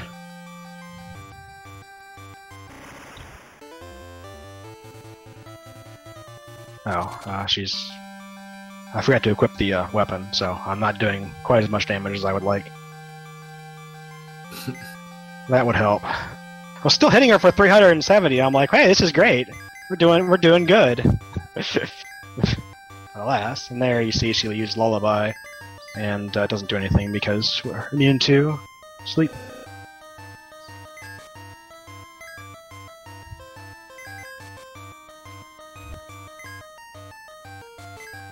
Yeah, it's just a lot of standard gearing. Their speed armor probably does exactly what you think it does, and then earrings for some immunities there. And pretty much if it doesn't block a status, it probably just increases our agility. Yeah, pretty much. I did not take the weapon off, I put it on. What happened was on turn 1 I used tear gas, and that's a consumable, so I didn't have it anymore. And so I just didn't have a weapon on. I then supposed to put on a weapon for the fight, but forgot about it.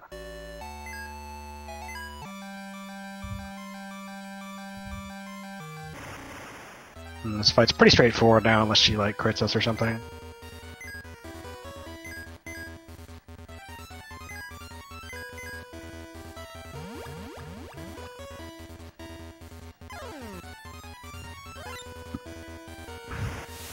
And here we can finally have exits, so we can just teleport out of dungeons now.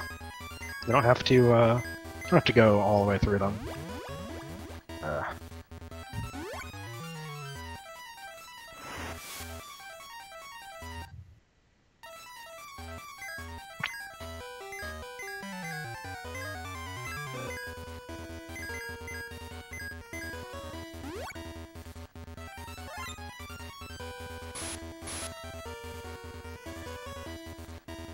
Has anybody created a task? I don't know.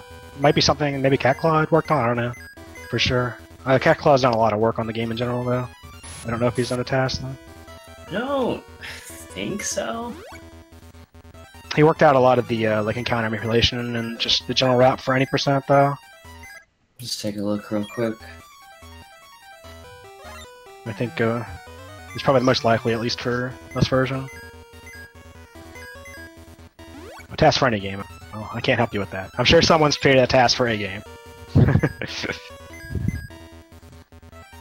And then for the next couple fights, you're going to be seeing us use martial arts attacks because beasts get a racial bonus to that.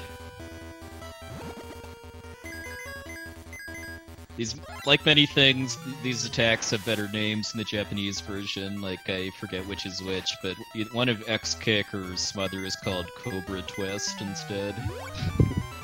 Is there a suplex? I hope so. There's no trains for us to suplex, but I'm sure there's lots of interesting enemies that we could. Okay, so we're supposed to split up with Dion, but whatever. Just follow him anyway. You never knew it was good for him.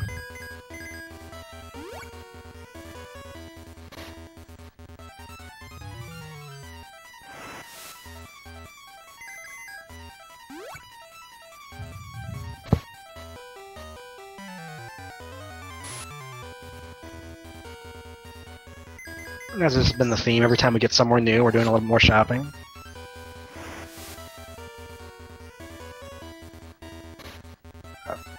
Mother... Selfish shit. Mother... I'll stay beside... Shut up. Finally getting some free turns on puwexil's side. Right, that was a pretty good fight for not having tear gas. Got a lot of lullabies.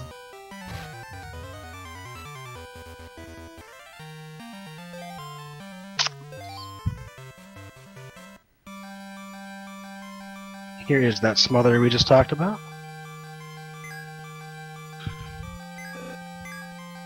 And the diamond stuff, which actually, in addition to being equipment, also reduces damage you take from lightning spells. It's like lightning, ice, and wind is what I have written down. So very OP. Yep, pretty useful.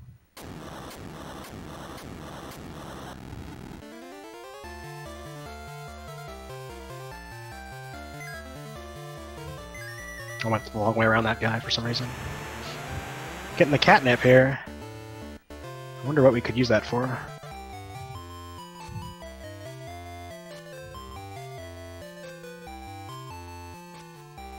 Standard surgery for Dion there. Nothing to worry about. He's used to it. Or at least he will be soon.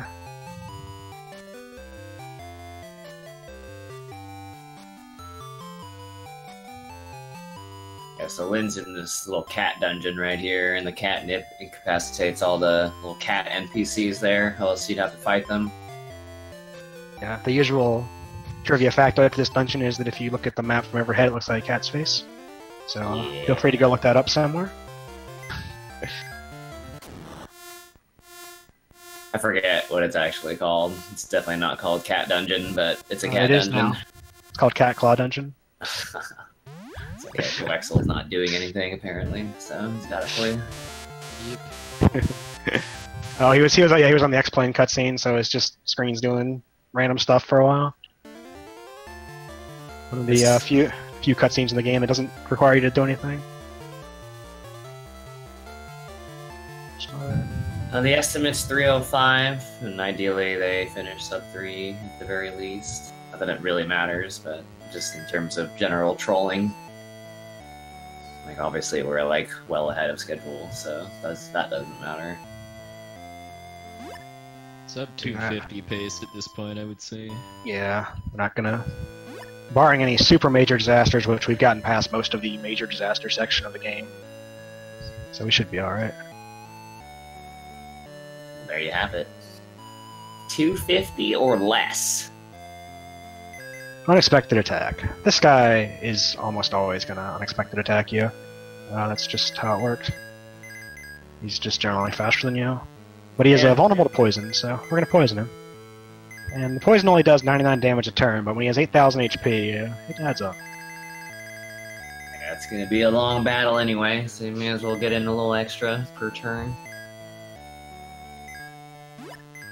What was I gonna say? Yeah, you guys should probably expect another hour or so, Yep. a little bit more maybe. Yeah, probably a little bit more, but not too much. And then, man, it'll be finale time, dude. Yeah, this has been a very comfy marathon to sit back and listen to. Hit X2. It hit twice. It hit once. Yeah, it hit once. The same message. Yeah. Hit times 2. Hits 4 times.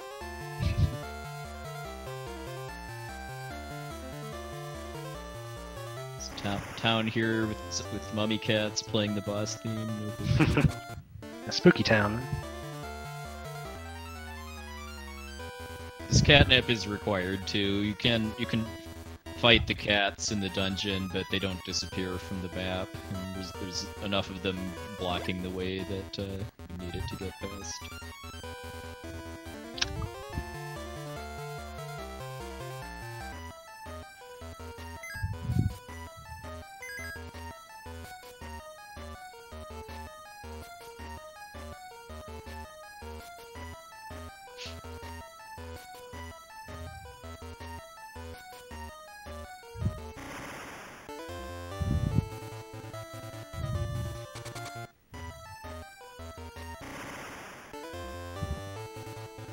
For most of the rest of the game, too, we really aren't going to have to worry about either ambushes or can't runs, too, just because we're leveling up enough off of bosses and getting double XP because of the mutants being petrified that we're just kind of staying high, just high enough level to kind of be above the threshold for getting ambushed for the most part. There's one small thing about the leveling system in this game is that you can actually only get one level of fight.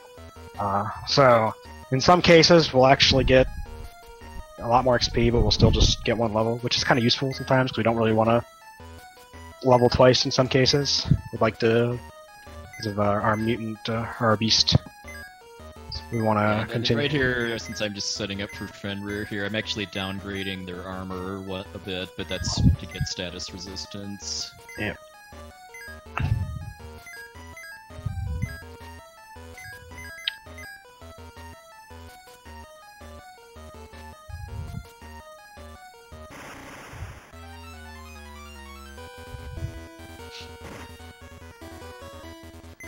And we're just picking up more random chests in here.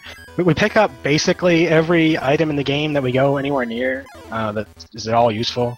Most of it just gets sold. There are a couple out of the way, super out of the way things we don't go for, but pretty much anything that's nearby we're getting because we need the money. And then we get Faye.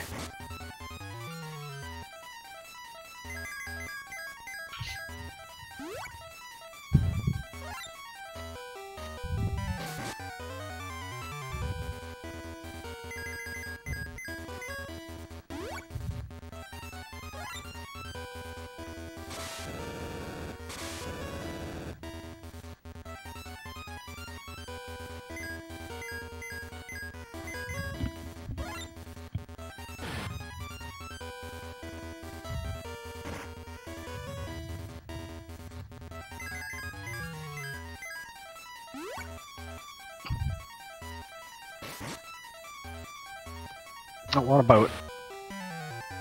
So, nothing dangerous happened though. Unlike in a lot of Final Fantasy games, boats are completely safe.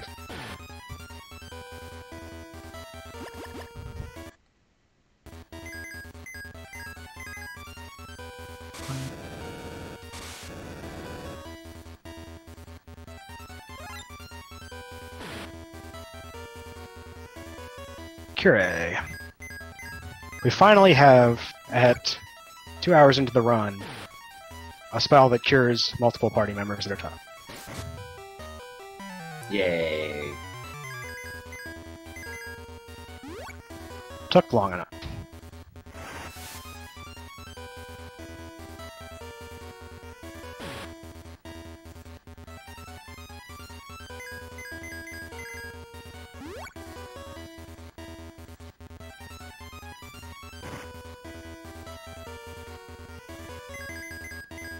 How y'all feeling about this boss theme?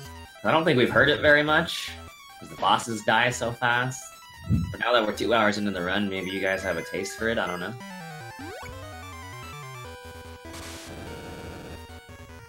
So, like I said a little bit when I was on Fenrir about you only get one level of fight We actually have enough XP to get 2 levels after Fenrir, but the game will only give you 1. So, what we're going to do is we're going to fight a random encounter. Anyone, it doesn't matter. You can actually get 0 experience, it doesn't matter, but we'll get a level from this fight. Nice troll. Oh, Wow. Man. That's so bad. That's GG, I think. Yeah, that's so bad. Yeah, I can't afford to lose the XP on Arthur. Yeah, there's no way to fix it at this point. Like, you need them to be synced. It's just Fenrir going down to the 99 poison damage. Oh jeez, even it was a poison damage. Because I didn't even attack that turn. Yeah, because Arthur died. Yeah. It was try to cure him, and then Fenrir outsped. Yeah, that's really unfortunate. That's SaGa for you. Yep.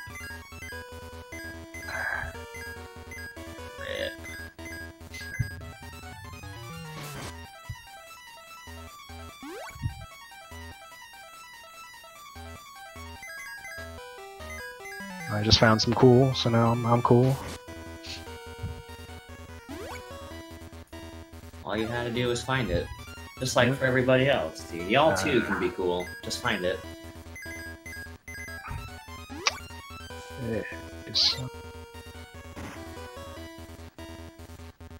Fenrir killing somebody is annoying, but not normally fatal because you bought some elixirs right before coming here. Yeah, he's trolling right now. Yeah, he was pretty tame by and large the last fight, but then at the end he just started outspeeding me. Yeah. I really just turned around just like that. Yeah. Which happens, of course. It happens. You're always just, 1 or 2 turns away from something really bad happening. And if if the boss hadn't died there, you would have been fine too. Yeah, because I would have just elixired Arthur and then killed him the next turn.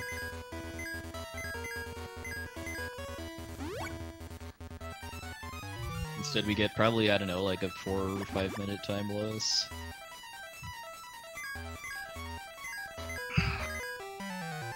At this point, I've finally got access to the main thing that the meat progression is based around, which is the Blitz ability. And what this does is it reduces the speed of the enemies. So now we can reduce the speed of everything we're against, and generally go first, which just makes everything safer and easier. Gives you a lot more opportunities to do damage. You don't have to worry about healing every turn.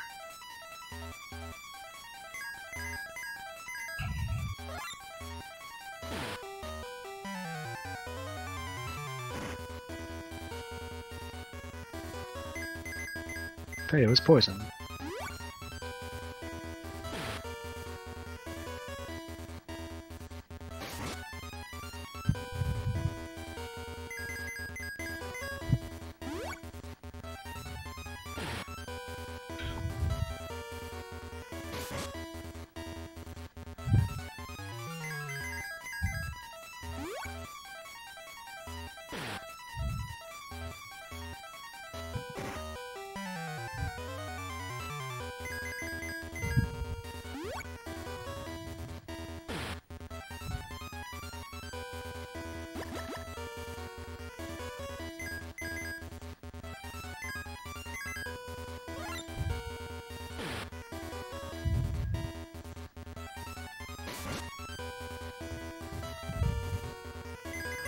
He did it. Yep.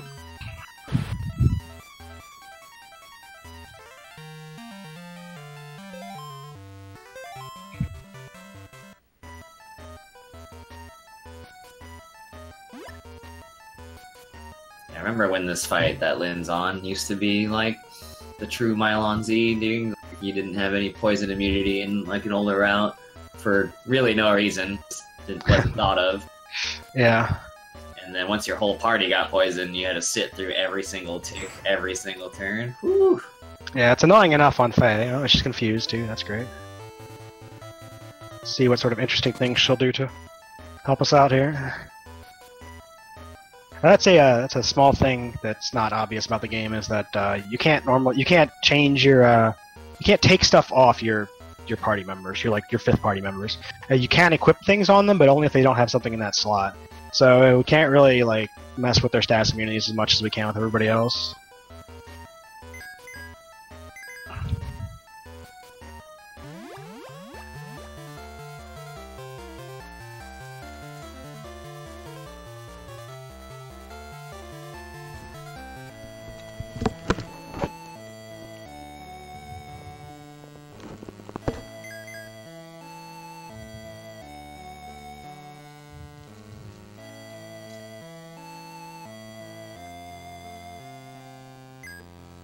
You can see the bosses still haven't gotten any faster as we get later in the game. They still take forever.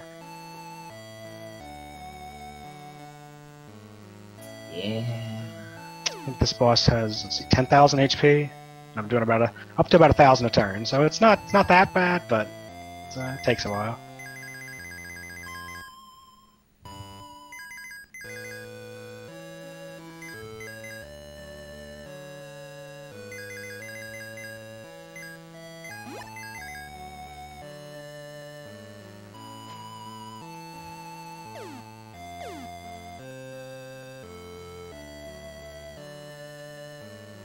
$1,000 for every mouth. Yes, that's the other thing is we're getting into the point in the game where all the bosses have many mouths.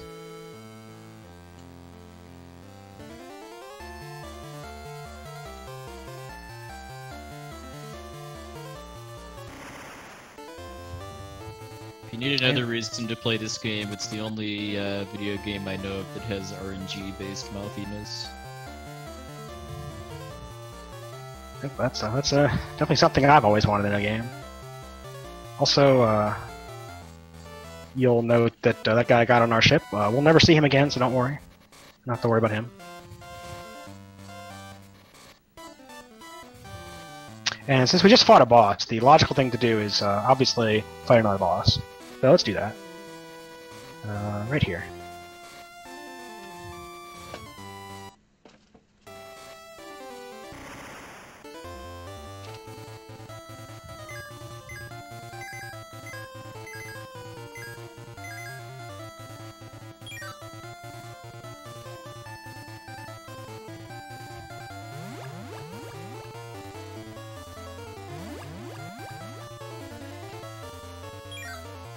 Unexpected attack.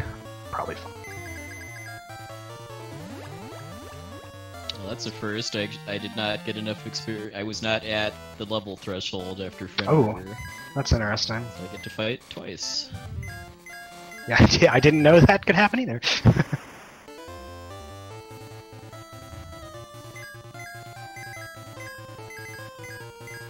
Nice crit.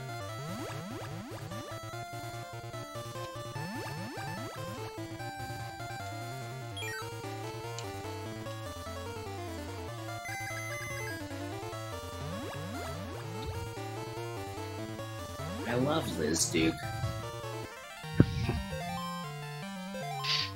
The Duke. Not that Duke. I miss the Duke in the any percent route as one of the cyborgs. That was the best. Ugh. Ugh. Bad memories for Bick. Also, I just got crit, so I had to use an elixir because that's how it works. It's not a big deal.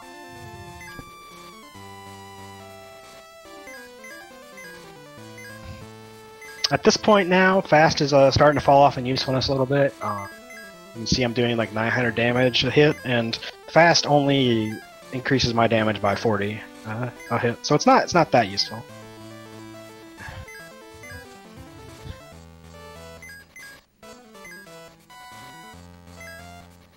Yeah, these holy swords always do good damage on their own already. Also, we just fought a 10,000 HP boss, so obviously the logical thing to do now is fight a 16,000 HP boss. And, you know, since one person does like 300 more damage per turn, should give 6,000 more hit points. Exactly. Yeah, just 100% gets to a point of just like They don't even get harder They just have more in most HP. cases. They just get longer. He also heals himself a little bit sometimes, which is annoying. It's also relevant in the glitched speedruns because if he heals, he can actually overflow his HP and kill himself, which is really useful and fast sometimes, except when it's not. My favorite thing about that glitch too was that it was first discovered by a Japanese runner doing a glitchless run. Well, run is invalid. Banned forever.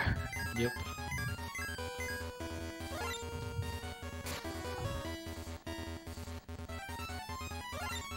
It's interesting because he doesn't actually die like normally. He just kind of dies in a weird way. Like his sprite's still there and everything. The fight just kind of ends. He was very upset.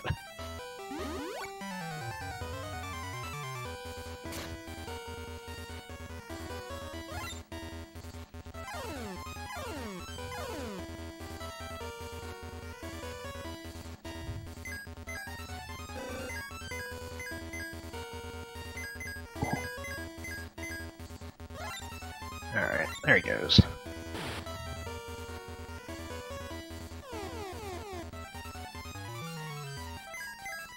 And now we have everybody's favorite part of every RPG is puzzles. Everybody likes block pushing puzzles, right? Good.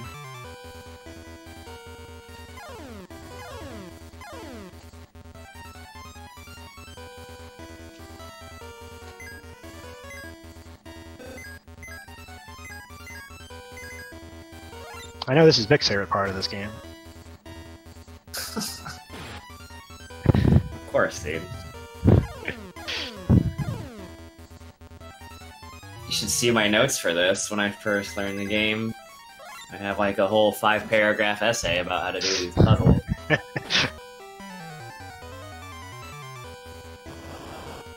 Nice, we were fighting some Liz Dukes there.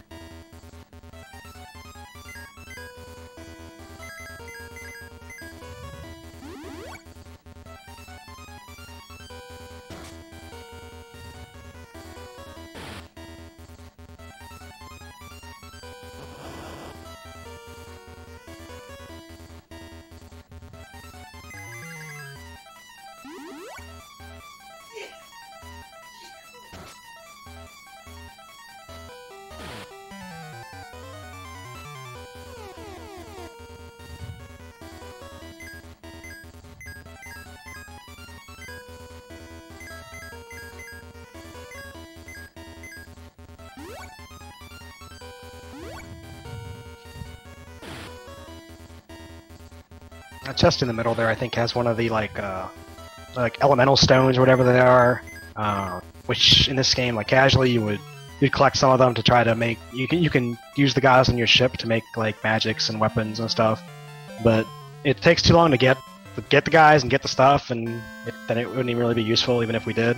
So we don't do anything with it. We just kind of ignore them all. But these chests have stuff we can sell for money, so we'll pick those up.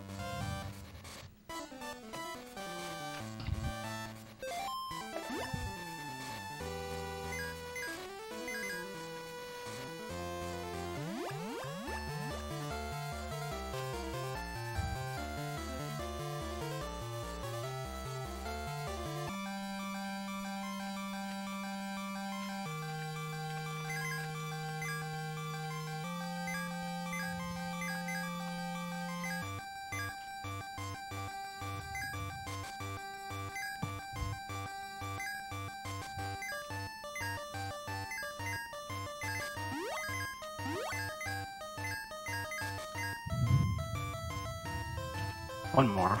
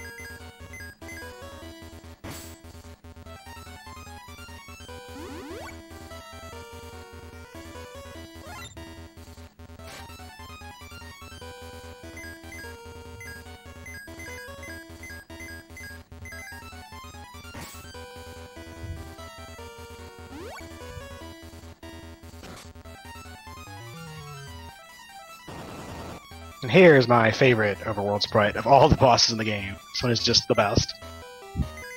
It's a guy in a radish suit, something. I'm really not sure. I've always thought he looks more like Barney the dinosaur. Nice. Yeah, that's a good one. Yeah. It's definitely a dude in a suit, like for sure. Like, but really, it's just the giant worm god. But you know. So as the theme goes, right? We had a 16,000 HP boss. So this guy must have like 20,000, right? Isn't that sounds about right? Except he actually doesn't. For some reason, this boss only has 4,000 HP. I guess they felt a little mercy on you after the boss rush you just had.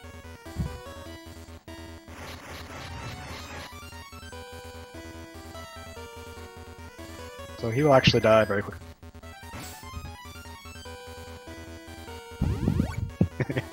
Yeah, 2 hours sandworm. Perfect.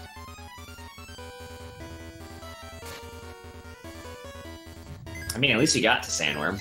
It's true. You don't always get to sandworm.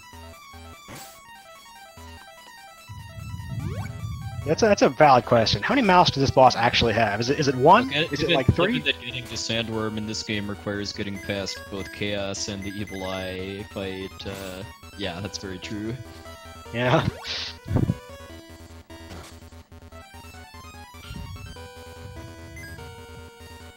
Also, our ship blew up. Our one-of-a-kind time machine ship, you know, that we needed to do everything in the game just blew up. Fortunately, it blew up right next to this 10 where there's another one for some reason. It's Talonberg. Yeah, it's literally called Talonberg. It just has a second Talon ready. This one has a dirty secret, though, which we won't find out for a while.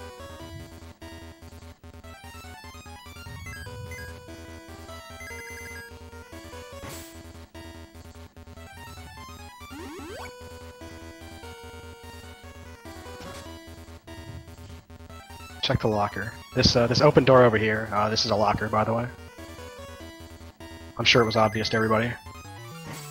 Okay, so we got our ship back already. A very long fetch quest here where we walked very small across the overworld.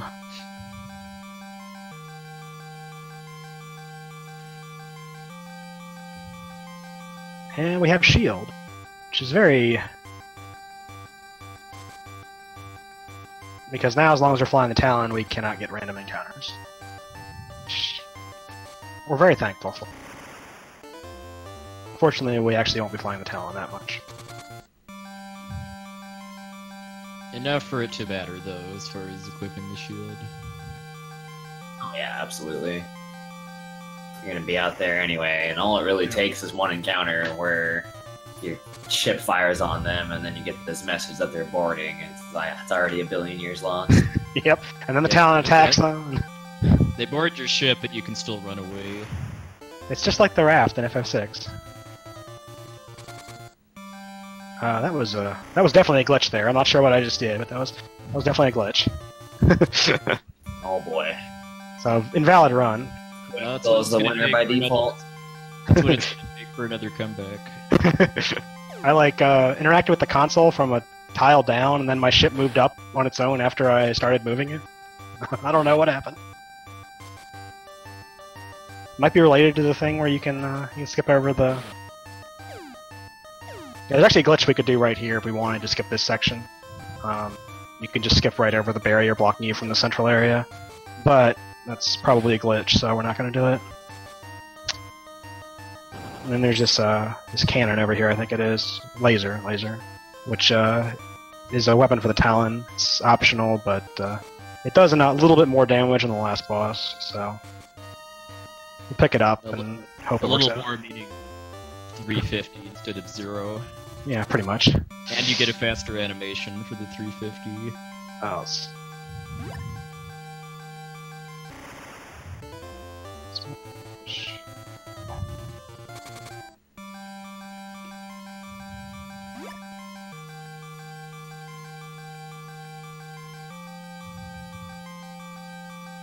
and now we have Cure B.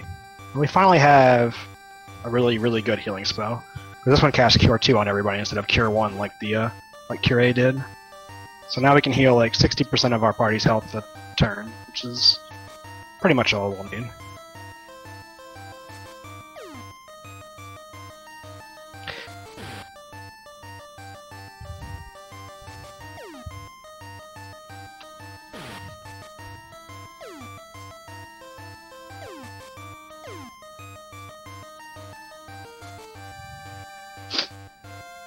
I don't have to actually even equip the weapon there that we picked up for the Talon. It'll just automatically figure it out when we get somewhere that it wants to do.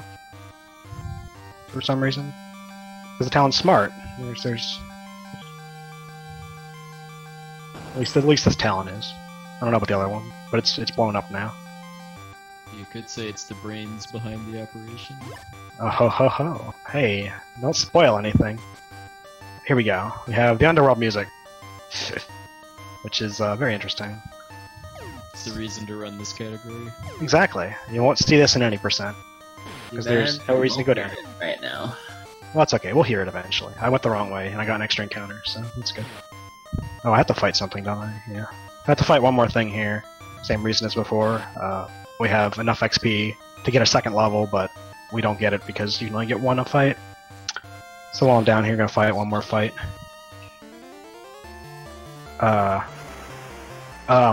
Hello? That can happen? Okay. Well, that's a fight. Wait, what? Okay, I guess we're fighting this. I don't know. I'm currently fighting Jorgander as my fight to level up. Wait, what? What? Yeah, that's a wall right there. I also didn't teach Cure B, and I haven't saved in a very long time. Oh boy. Well... And I got crit. This is something I did not know was possible. Now this is a reason to run this category, ladies and gentlemen. Yeah, guess who I'm fighting now, too. The comeback. The Sync, dude. Dude, yeah, I had no idea. That's hilarious. I certainly didn't know. I guess you should save down here. Okay, well, I got my level.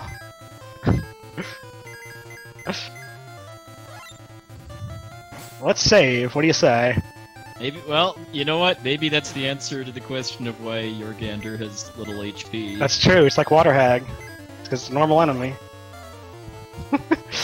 Okay. That's awesome. Well, we learned something live.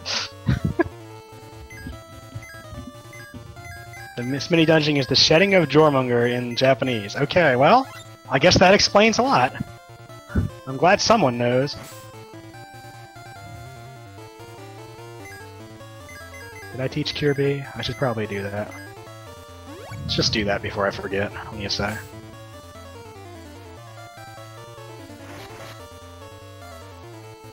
Oh, I suppose there's something else, actually.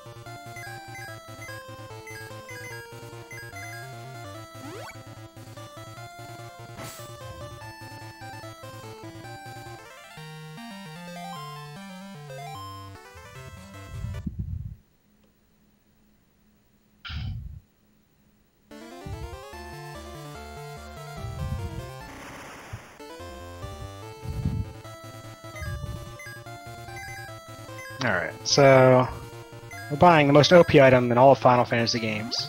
2 tents and a bunch of elixirs.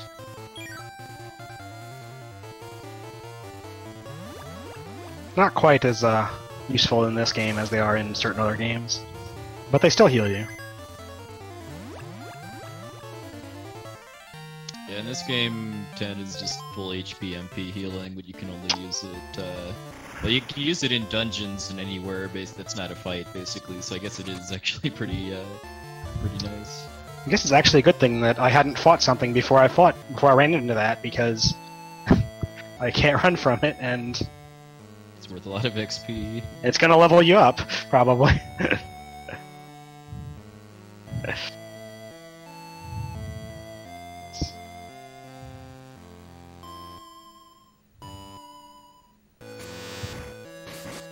Great, it worked. it worked. I just imagine the grin on his face when he's saying it worked. Like, he's just so proud of himself. Yeah, like he isn't. Yeah, he's so excited he isn't even like worried about the monsters still being in earshot.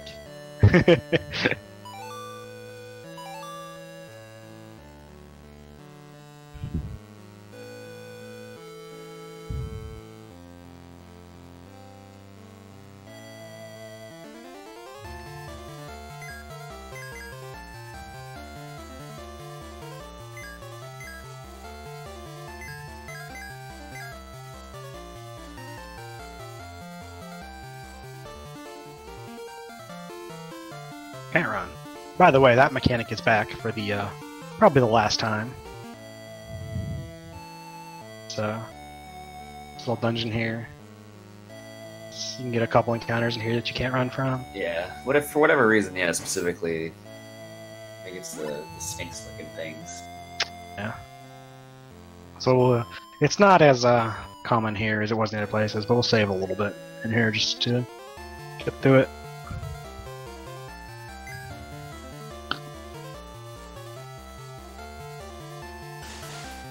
Puwexil's gonna hit up Cirrus and get that hot stuff. Cure B. Yep. And the laser. Exactly. Yeah, you have to actually get the. We would get the Excalibur either way, even if we didn't have to, because it's the best weapon that we can easily get. Yeah. But you actually have to get it to even to get the pass for whatever reason. It's just requires story trigger. Most likely because they're about to take Faye away from you, and you Yeah, need and that's Faye for it. it's the in-game reason. Although they have to invent a story reason to make you do it. Before these Yeah, the guy's like, do. oh, you have Excalibur. Well, here you go. Have this pass.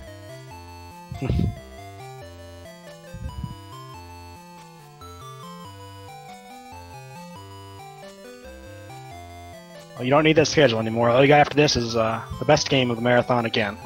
Don't worry. Unexpected Attack.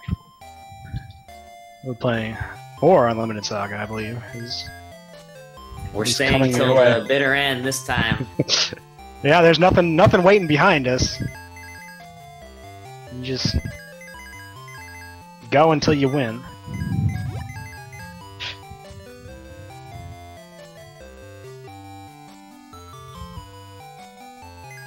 Or until that 48-hour stream limit is exceeded. Oh yeah, kicks him off by default. Yeah, there you go. That's a good endpoint.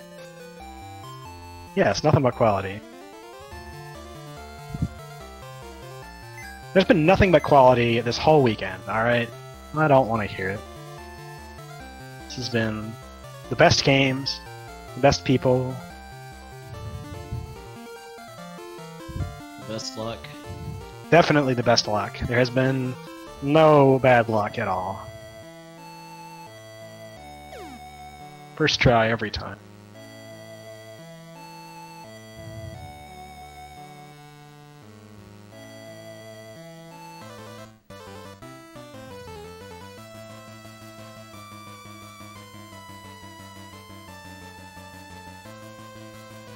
Right, now the stream can actually hear the sweet underworld music.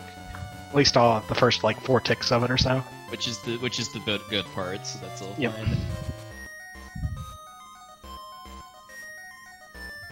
Oh, Leon, by the way, had a bomb in him for some reason and blew up the shield.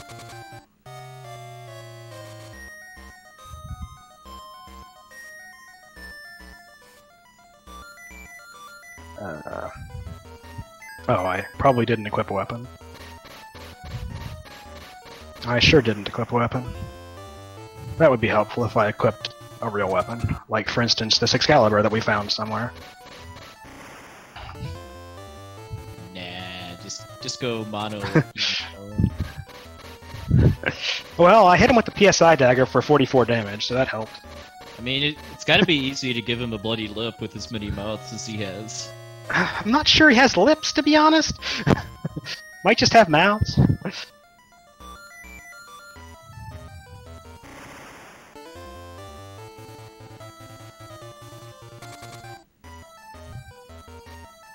If I actually manage to make it all the way here without getting any encounters, I'd fight the shopkeeper here to level up, and after seeing the sprite for Dwugs, You'll Never Sleep Again. The battle sprite, that is. Yeah, it's a pretty good one.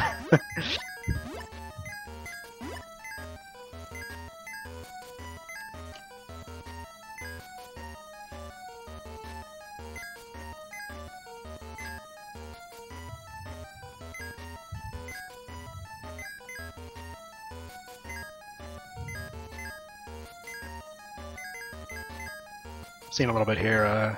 Again, when I get a free turn, I just put the extra magic or the extra holy sword on. Yeah.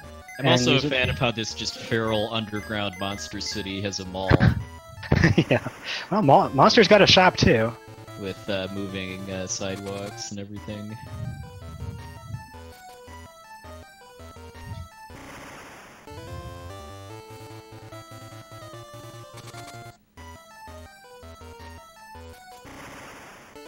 Ooh, that's bad.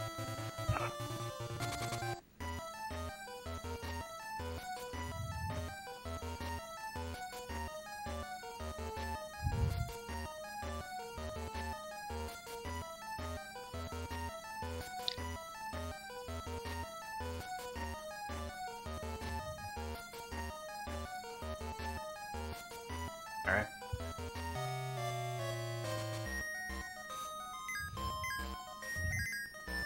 He double turned me, but nothing too serious happened afterwards. So I didn't get into a really bad situation. Sometimes he can outspeed you. It's just a thing that happens. The main thing he can do that can make it fall apart is double turning you and having one of his attacks be acid. Which is Yeah. his attack.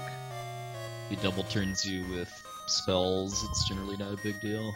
Yeah.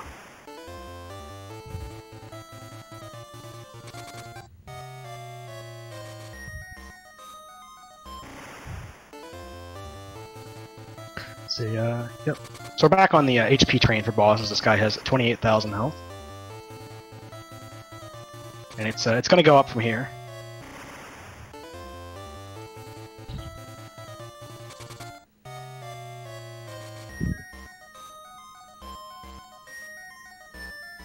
Oh.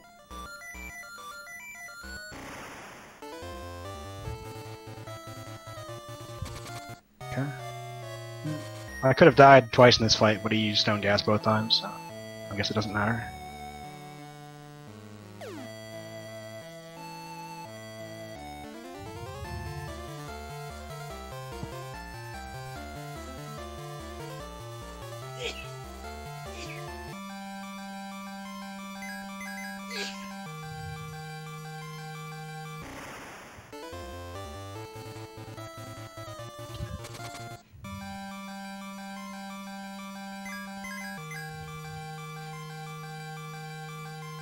This is also the only real boss that we have at this point for the last half of the game where we don't have access to Blitz, so that's why he can kind of outspeed us sometimes. It's the only thing that really makes it at all dangerous.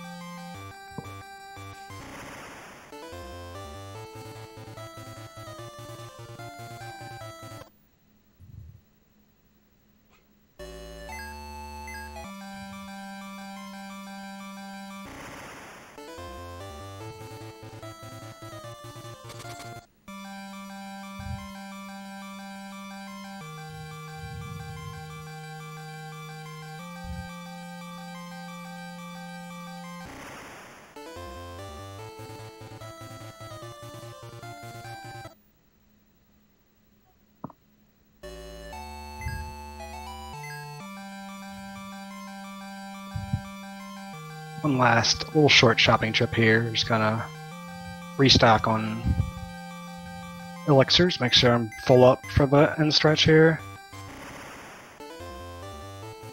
Yeah, there won't be any other goes from here on out. Once he's in that last dungeon, or I guess couple dungeons, then that's it. He's stuck. Yep. I mean, I think you can get back out, but Yeah. you're not going to. Right. We don't want to do that.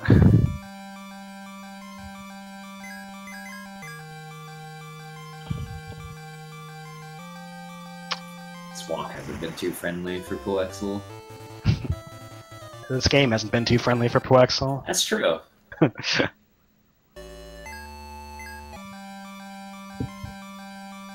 think Alright, all I could really say has gone well is not getting many mushrooms or horses.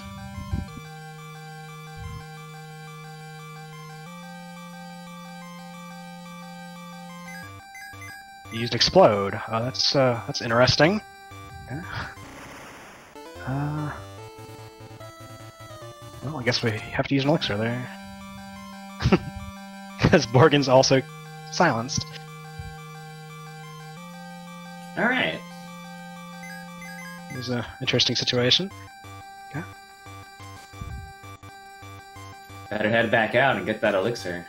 I think we'll risk it. We'll give the benefit of the doubt, and maybe it'll be puwexil's time to shine. When things go disastrously. Slow and steady.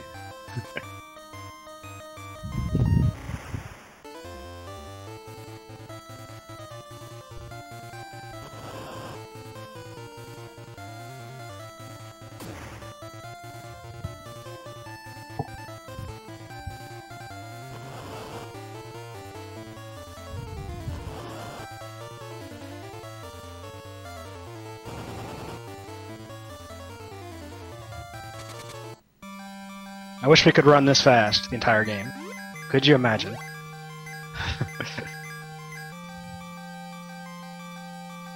Also, Yeah. we are finally going to learn the deep dark secret of Talon 2 right here. Carryover from SaGa 2. We didn't want to tell you, but Dad's brain made it possible. Continuity, dude. Didn't even realize. I think it's a different. The dad, I think, is Chupaya in that case. Yeah, it is.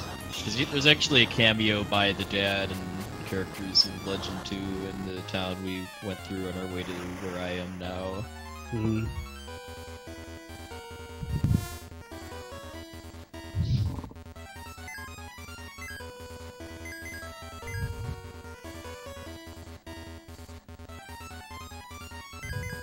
We got our first outspeed acid combo right off the bat.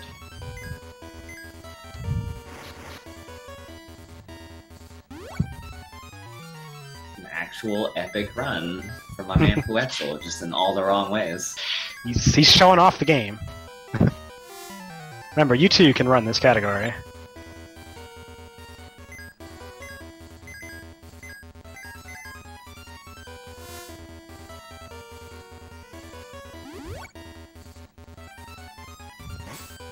What I'm hoping for here is status connect attacks, because that gives me free turns I can use to get an extra hit in with the Durandal.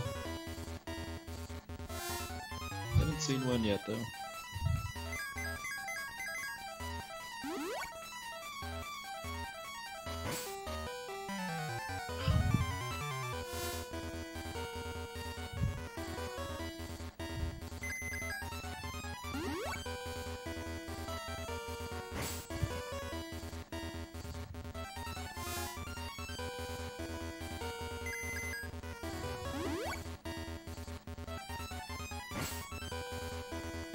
But just random, walking through this electricity here, you know, it's here for some reason.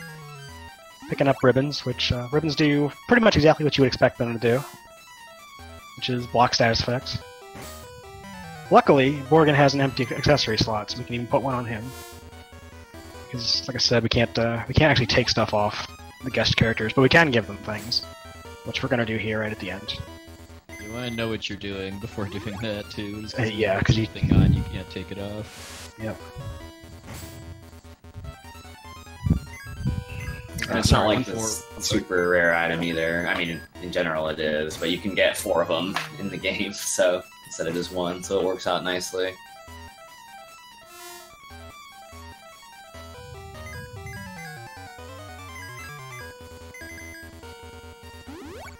And you're also seeing like the for Aggron here, puwexil to power up Kirby. Like for the most part, anything that gets thrown at him, Kirby is going to take care of.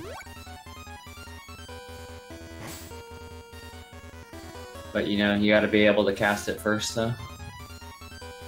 And nice luck. Woo!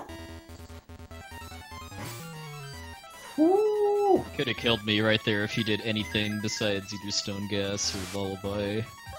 Or Silence, I guess. If you die in this game, by the way, too, you can retry the fight. Alright, sorry about that.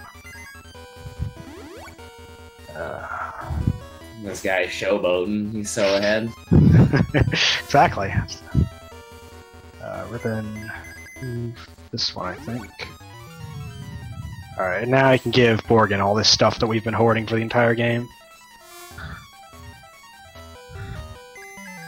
Ribbon, Rooch, just... Alright, that looks good. I can live or die.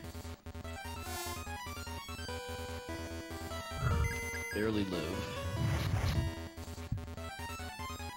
Dang.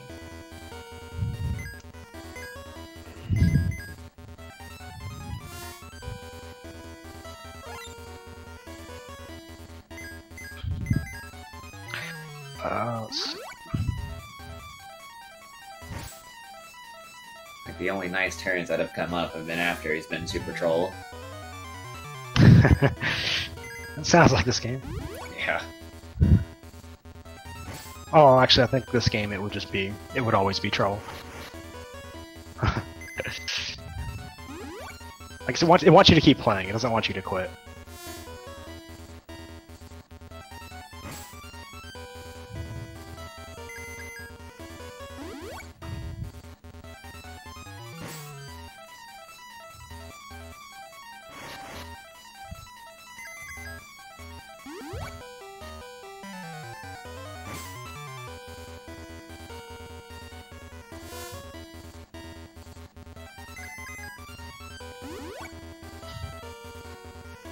This DK virus would be really, really painful if we didn't have ribbons, because it inflicts random statuses twice.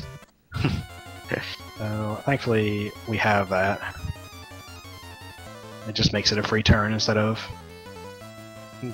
a nightmare, pretty much. Nice miss. Yeah, that was I planned it that way. RNG manipulation.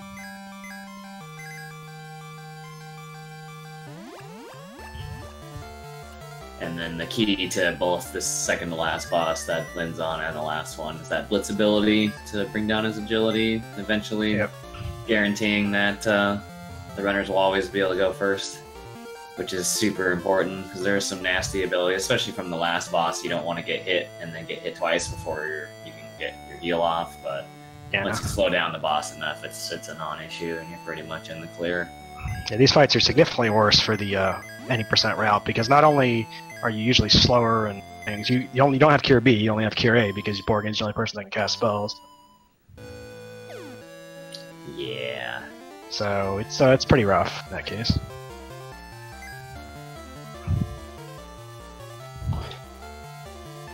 But once we get the blitzes up, it's pretty straightforward.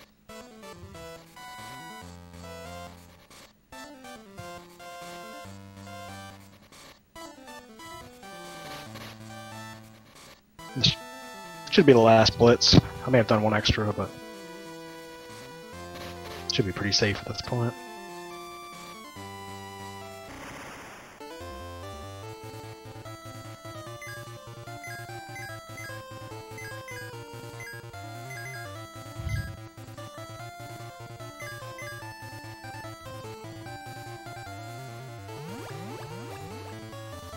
Let's see, how much HP? 34,000 HP on this boss.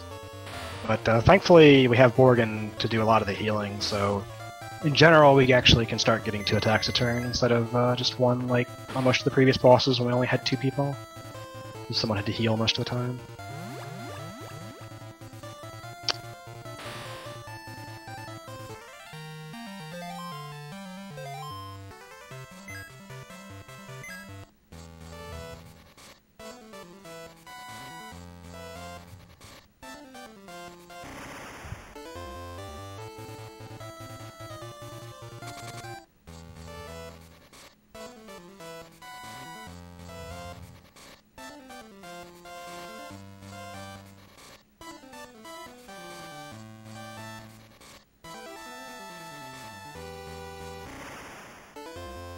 There's your DK virus.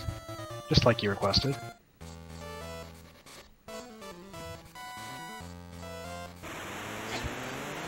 At this point, he can't really do much to us. That's super scary, because he can't go first. So as long as I play relatively safe. Well, he can spam nuke every turn. It's annoying, because I have to heal with Cure B, but other than that, it's pretty safe.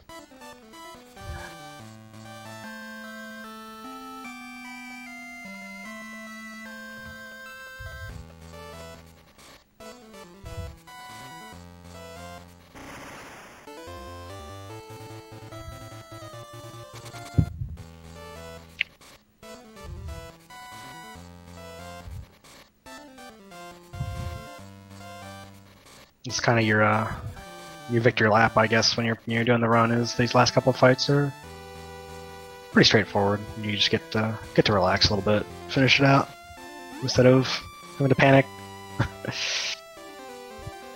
Whether or not that's a good thing for a speedrun, it's for you to decide.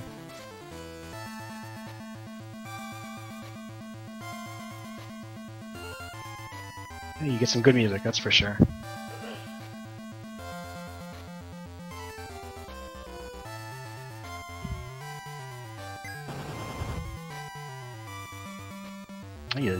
He's going in with the nukes.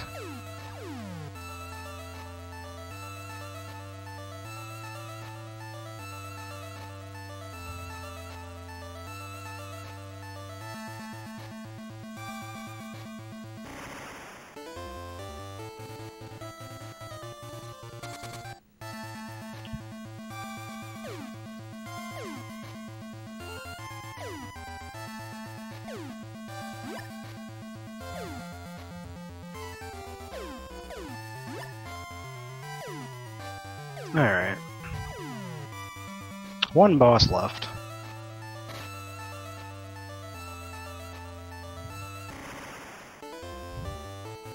This one will have a pretty interesting strategy for, because of the way the boss works, which see in a sec.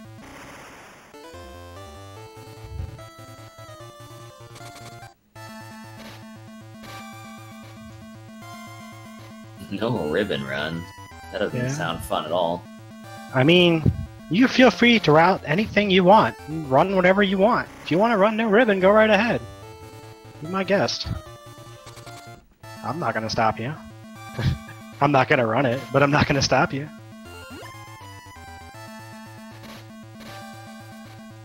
Here we are. It's time for certain party members to shine one more time. I and C are back. Oh yeah. The whole crew. Finally off the bench, ready to play. Some points on the board.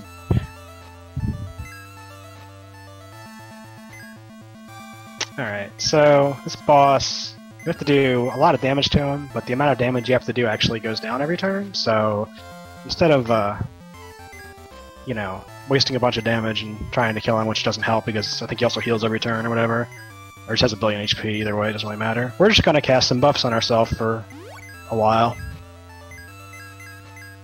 We're using Fast to increase our attack power, and we're using Shell on Arthur specifically to increase his defense. We're going to get his defense high enough that he can survive a specific attack. Just barely.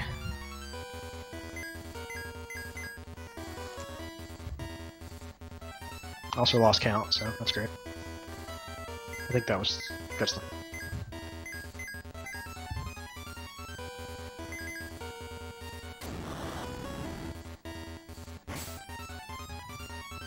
So you have this weird Sol phase.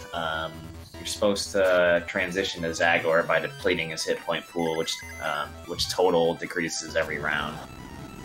And in the any percent, you'd wait 5 rounds, or was it 7 rounds? I don't remember anymore. 7, yeah. I think it's 7. You're right. So his hit point pool actually becomes small enough for you to deplete in 1 turn or 1 round, and then you transition, which is still going to happen here, but because they want to gear up for the boss, you may as well just take this free time where no one's going to be doing anything to just buff up like crazy, so that they're ready to go with all the defensive buffs and fast buffs and all that stuff before the boss fight even starts. They'll still have to do that blitzing and stuff, after the real boss fight starts, but you can just safely get a lot of your defensive buffs out of the way here. And here's your evil meatball, Zagor. But he doesn't have any mouth, so you know he's not the final boss. Absolutely. He's fairly similar to Balor in a lot of ways. He can do some strong singles. He has a variety of AoEs. Instead of flare, instead of nuke, he has flare, which is like a stronger nuke, basically. But again, they're going to be so buffed up, it don't even matter. And especially once he's blitzed down to heck, then it really won't matter because they're always going to outturn him. Yeah. You also have the first turn. He always uses barrier or whatever, so you actually get a free turn to blitz him too. Yeah, so barrier will put up some resistances for him.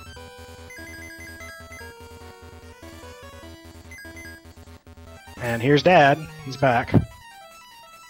Whilst puwexil gets a sick crit over there, kills Borgin. That's nice. Rip.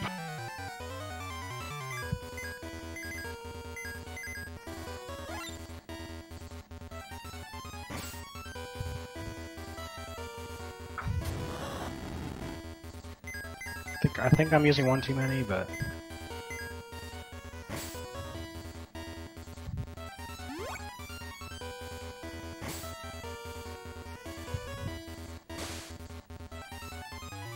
Foot axe. This should, yep, did a billion damage, alright. See ya, INC. You did your part. You used all your MP buffing us, and then died.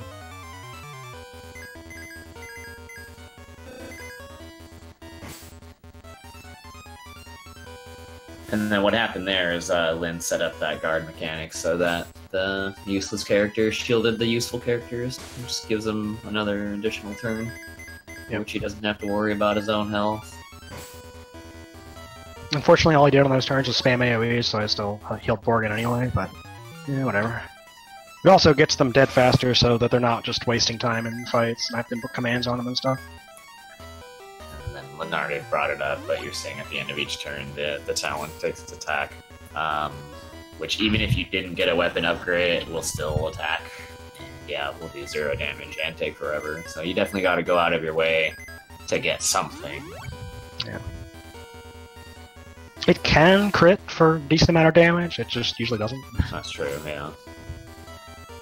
DK Force. Here's why we used all those shells, pretty much, because Arthur survives DK Force with like 6 HP or something. 14, there it is.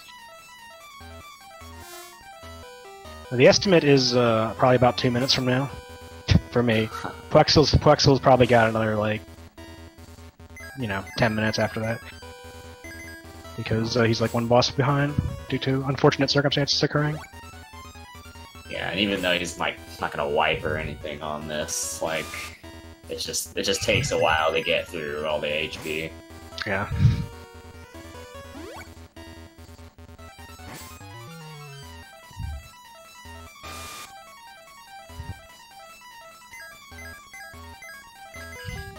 So yeah, Zagor has 48,000 health. So we're doing about, 2,800 a turn, so you can do the math. Except when this happens and you kind of want to heal with Arthur. That's a Balor down for puwexil. Has his final duders. And he'll be doing the exact same setup as Lin here, so walk your butt over to the boss, buff your dudes up, start the evil meatball fight, blitz him. It wasn't a bad Valor fight. Actually got 2 crits and only 2 nukes too, which means I have to have Arthur use Cure B instead of attacking. Yeah. But it doesn't matter anymore.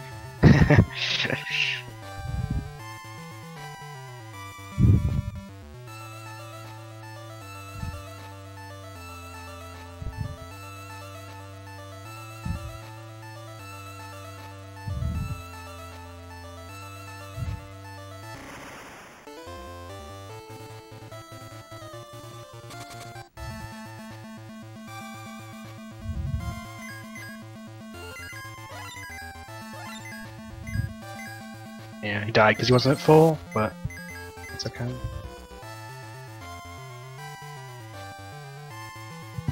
I've still got plenty of elixirs because Valor didn't go terribly, so it's not a huge deal at this point.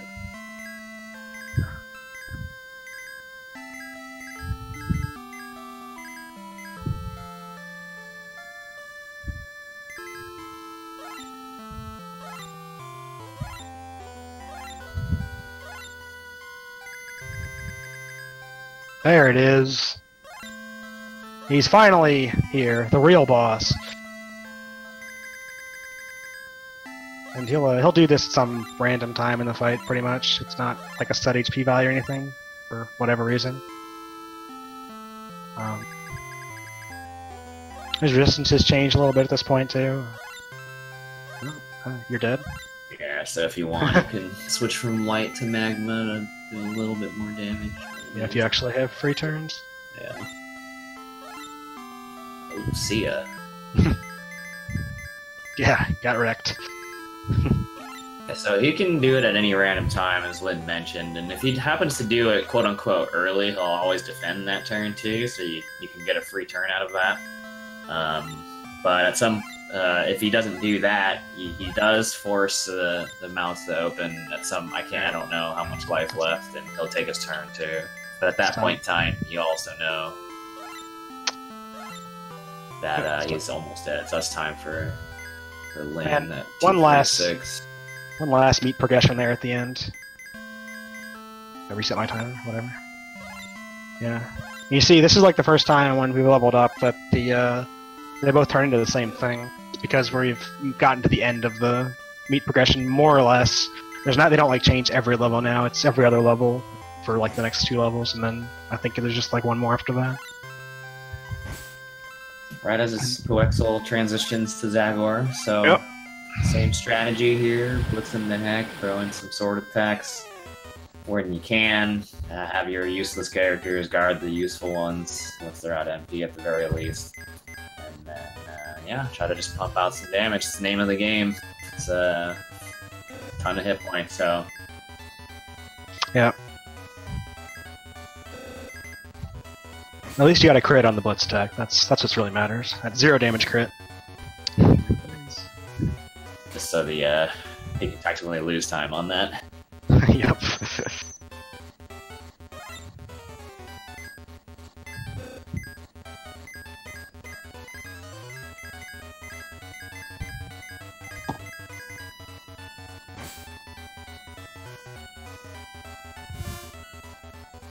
Yeah, enjoy that final boss music over there. It's quite good. Definitely very fitting for any percent when things are crazy the whole time. This fight is this fight was very straightforward here for us, but in the any percent run, this fight is not straightforward at all. You are panicking pretty much all the time, trying to keep yourself alive and do damage. And you've only got 9 elixirs, so things can only go so wrong before you just don't have anything left.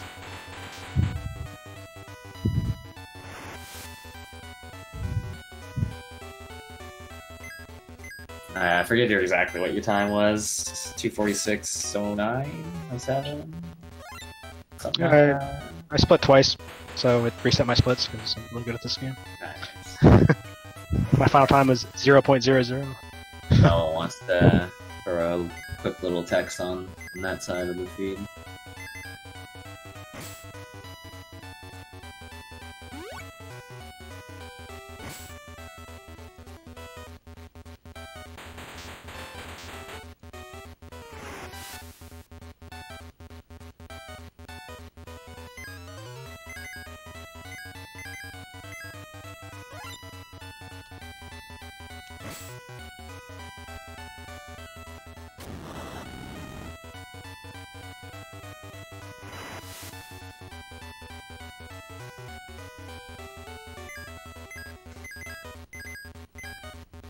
Well, there's a few things that kind of help swing things a little bit, right? So,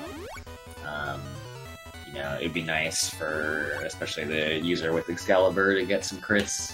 They're rarely seen though, but since it essentially like doubles the damage, that's really useful when you're putting in so little damage per turn as compared to the HP pool. Obviously, you don't want the boss creating anything from there. The minor AoEs are a lot better. So, like liin1, which they're strong against, or like magma, are probably what you want. The DK forces, you can technically survive, but very easily won't, depending on where your HP pool is at or if you crit. So you don't want to see that. You don't want to see flares either, because to take it safe, he's going to use an extra person to heal as well. You especially don't want to see DK Force on Sharon, because she's 100% dying to that. Yeah. We buffed up Arthur's defense enough during the Sol phase that he can just barely survive DK Force, and Borgin has enough health and defense, but yeah, Sharon's the weak link. Nice miss with Excalibur, by the way. Yeah. What a game. Good game.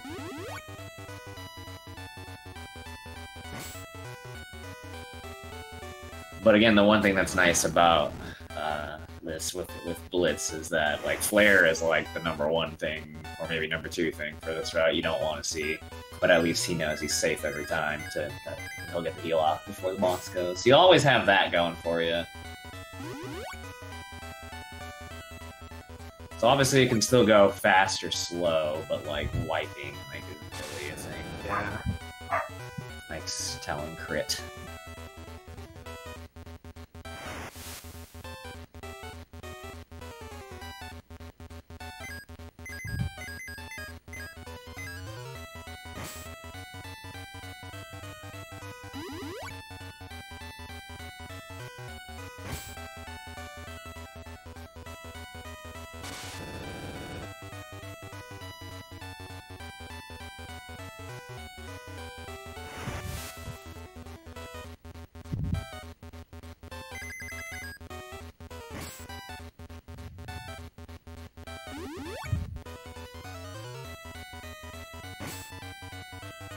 The important thing is, we're still on pace to beat Estimate. In the end, that's what really matters. I think everybody's like destroyed their Estimate except for the ones that didn't finish their game. It says finale that won't go over estimate because it's the finale run and it's not going to go over estimate. Exactly. I don't know if that sounds like I'm being all way too snarky, but that's the literal answer. There's the mouse. And there's the DK Force. It's the second Sharon kill this fight, too.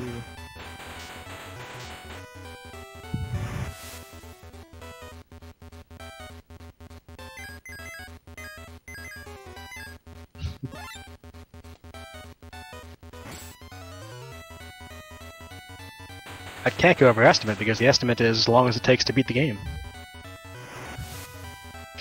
Exactly. I feel like you're looking for something that ain't there. It's just not gonna go over estimate. It's the finale. Like, I don't know. People aren't always memeing, you know?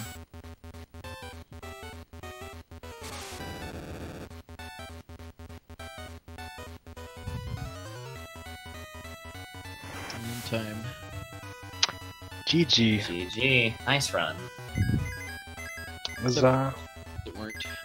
well, it was almost a good race until, something really stupid happened. Yeah, I mean, if it weren't for Fenrir, this would be like a I got 2-minute owned pretty split. hard in the barrier shrine too. Like I lost almost Yeah. 4 minutes on my PB between Yeah. bunch of camp runs and that egg run fight. Like, for all the It was things that, it was happened. that plus the Fenrir reset that killed it, really. Yeah. That's this game, though. I guess that's for almost every game this weekend. Yeah, It's just... things can go very wrong very fast. Isn't that what we're here to show off? Yes, sir.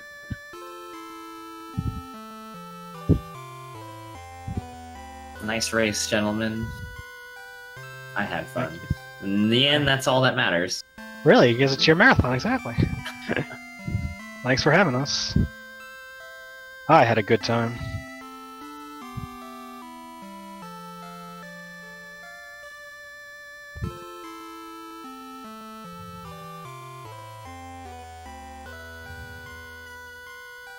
Well, that's the last you'll hear from me until the very end. So, at some point in time, our fancy restreamer will get the last run set up, so you may have to sit and chill for a little while, but rest assured we got one more run, and I'll just leave it to these two to say whatever. I got nothing. I'd like to say that the game ends exactly as it began, with us going back to the battle simulator to grind more. That's all that matters.